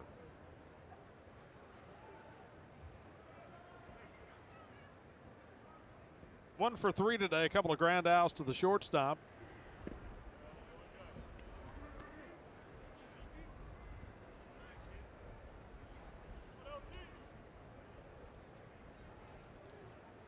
And Jeremy Wolf, who had that single, would tell you that he would have beat it out anyway.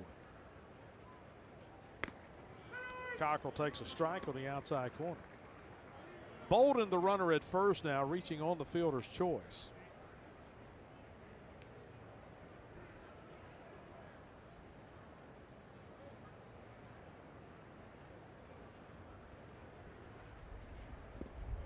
They've got an early start tomorrow, 11 a.m. Delaware's got to get out of here and get a flight late tomorrow afternoon.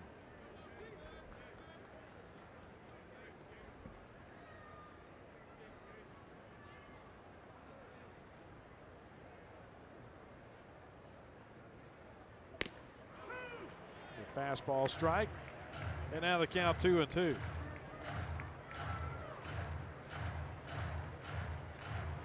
Have to figure out all the particulars about tomorrow. If you can have a set time, you can't start an inning after.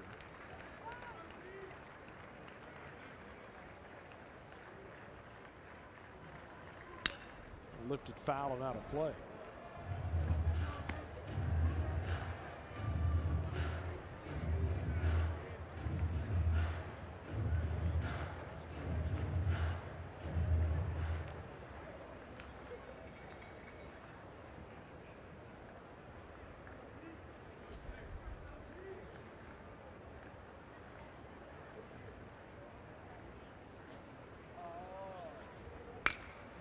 And to the right side, and Wires goes down to knee, keeps it in front, tosses it over. Cockrell grounds out.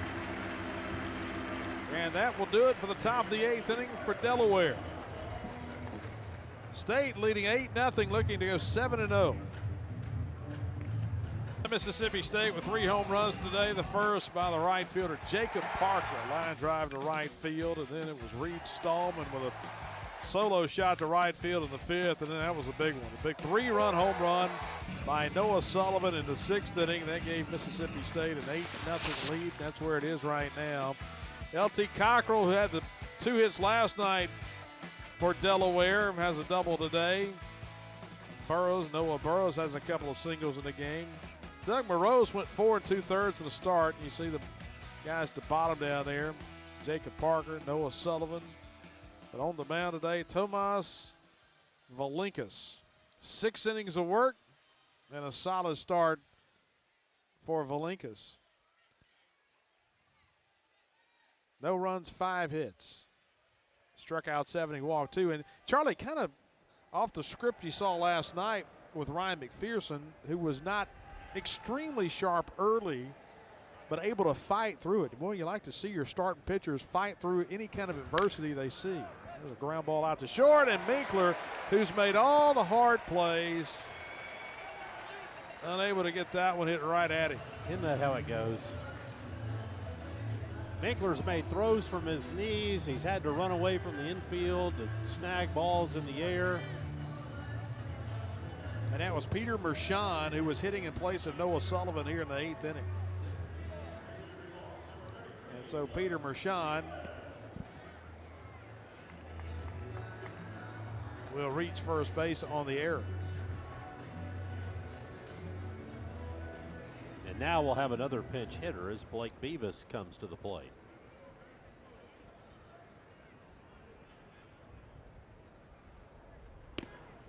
And Blake Beavis will step in. senior from Brentwood, Tennessee, played at Ball State.